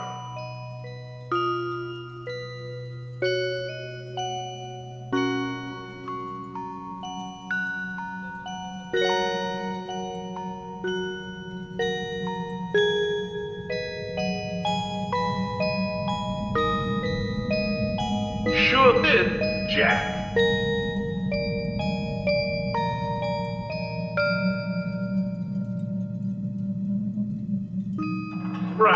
Right. This is hallmark Afton wackiness. That place was designed by me. Boy, did I do one good job on the place. Remember how that one phony I hated was afraid of clowns? Clowns and redhead girls. I combined them into one character and put her front and center. Sadly, I never got that guy to come visit to see how the place turned out.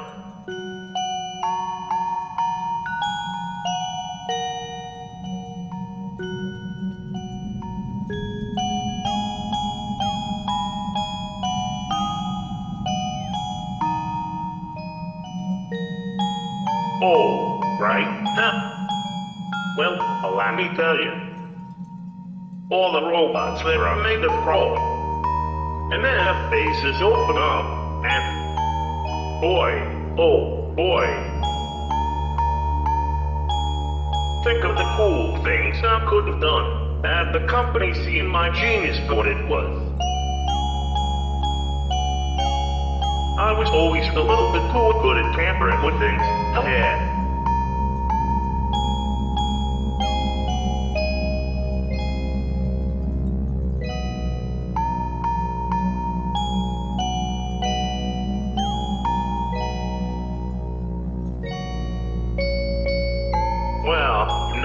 always say, hindsight is 20/20, especially in my case.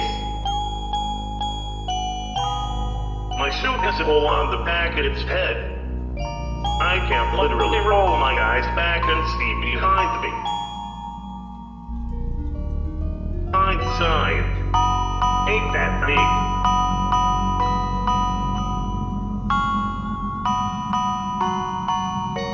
I'd honestly love to go down there with you and show you the robots. But it's the strangest thing. They sort of spooled my night guards insides out of his body, crawled inside of him, and used him as a human suit at Flash. How irregular, eh?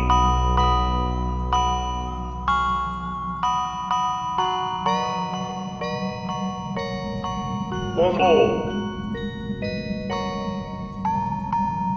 Come on, down this ladder. Might as well show you my office down in the fact bunker. There's something in that room that I'd like you to see.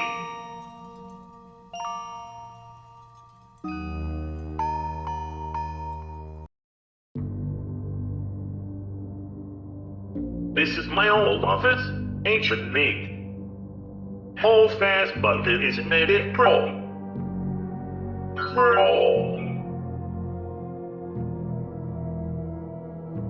What's on, Jack?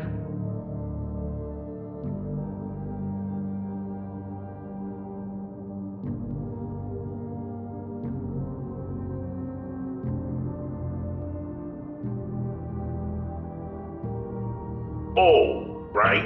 Well, yeah. How else would I be able to see if you were right when you looked around?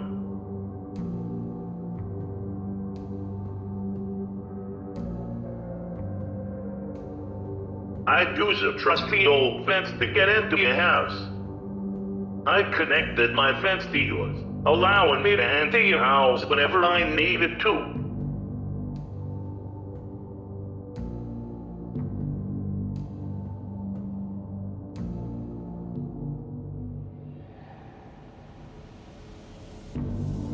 Oh, right.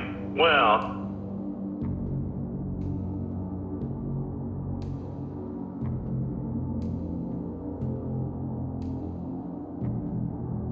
I'll tend to show up here after you've already fallen asleep. What? I got to watch you sleeping that way. It was nicer in person than on these stinking monitors. You helped me a lot then, even if you weren't awake enough to realize it. That's not what I wanted to show you. Oh. I need to show you my... Look at this, sportsy. This is the backs. I spent so fucking long wondering, should I show old sport what's in the backs? And then ultimately, I decided against it. What? You aren't old sport? You jack.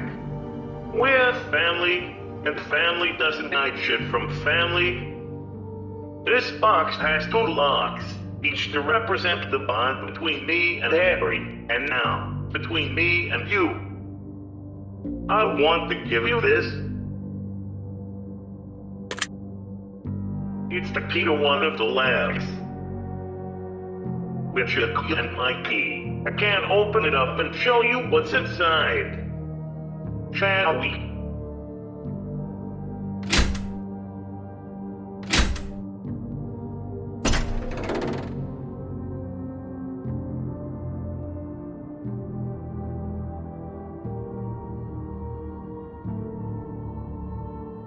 It's all personal souvenirs taken from victims of mine. Of ours. That bracelet came from a little girl in Colorado. That hairband from a girl in California. They're all from that kids. Memories of what we've done together. Swimming is. What? My most prized one of all? This cause.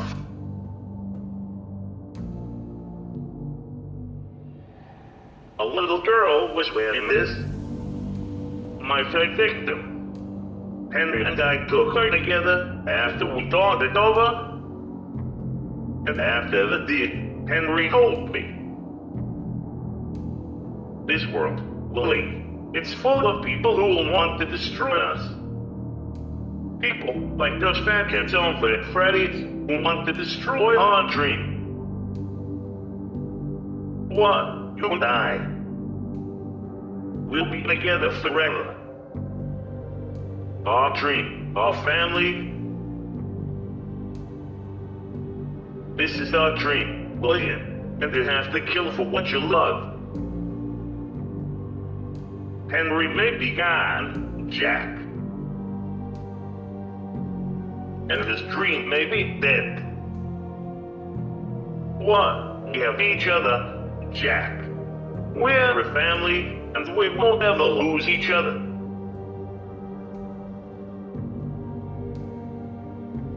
Come on. Let's go deeper into the facts, bugger.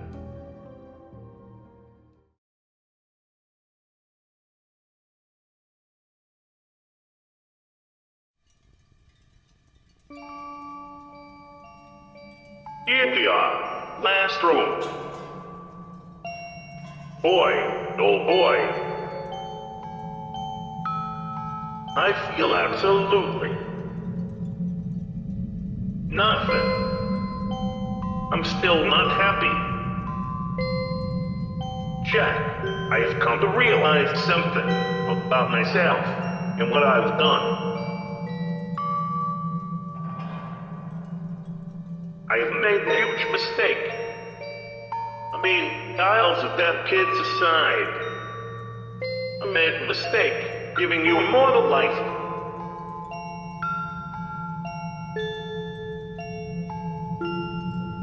No, you don't get it. I'm not happy like this. Why would I presume that you'd be? I wasn't giving you a gift. I was merely being selfish.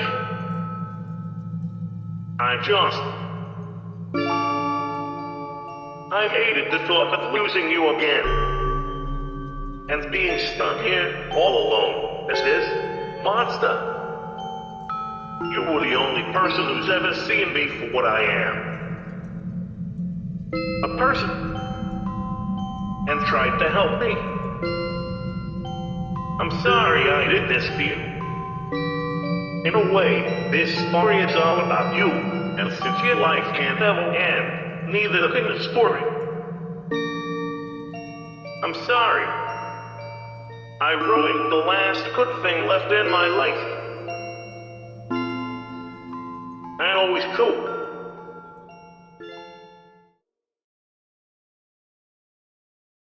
But, Willie, you have given me a gift. Flesh merged with steel, steel merged with flesh. It's the joy of creation, William. Wait a second. That's...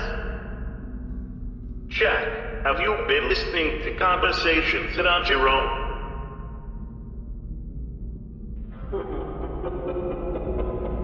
Jack, I don't like this. Weak. He is weak. Willie, I got something to tell ya. Tell him. Break him. Do you remember the third kid that you and Henry abducted?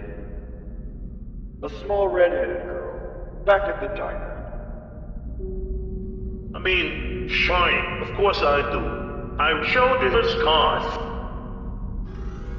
She was my sister, Dave.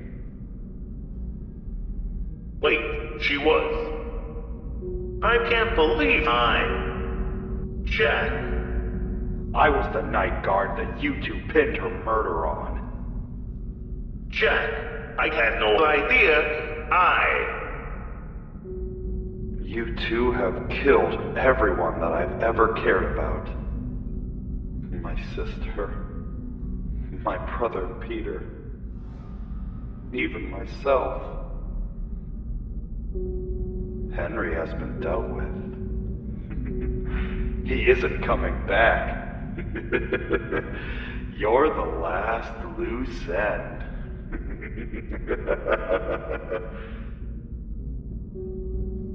Jack, It's time. It's time for you to pay a blood price, William. Jack, please, don't hurt me. Please, don't do this. I love you.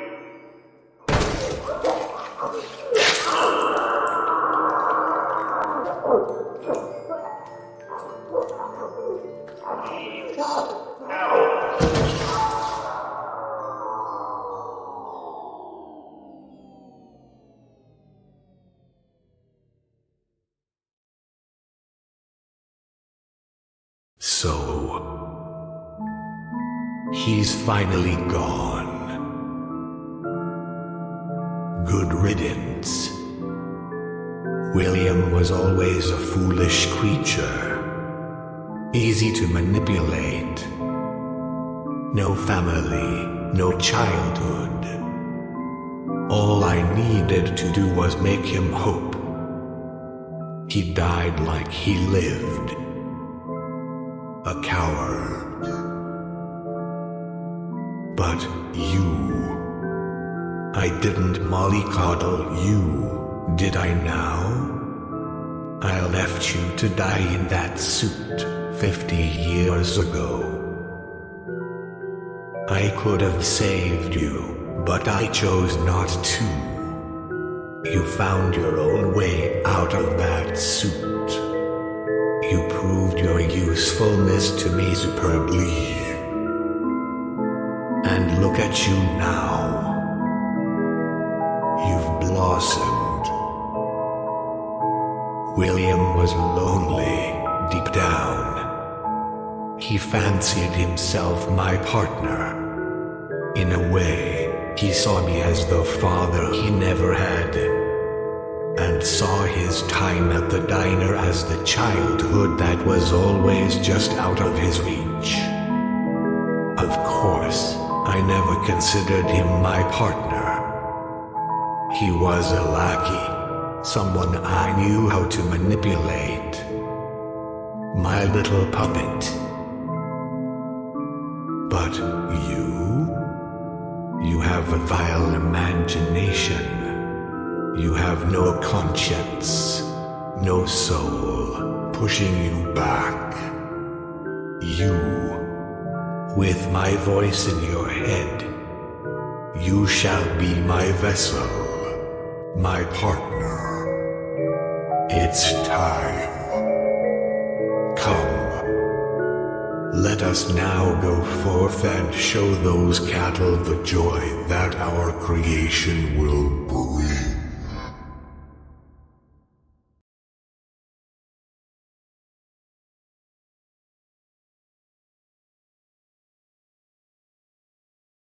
Ha ha ha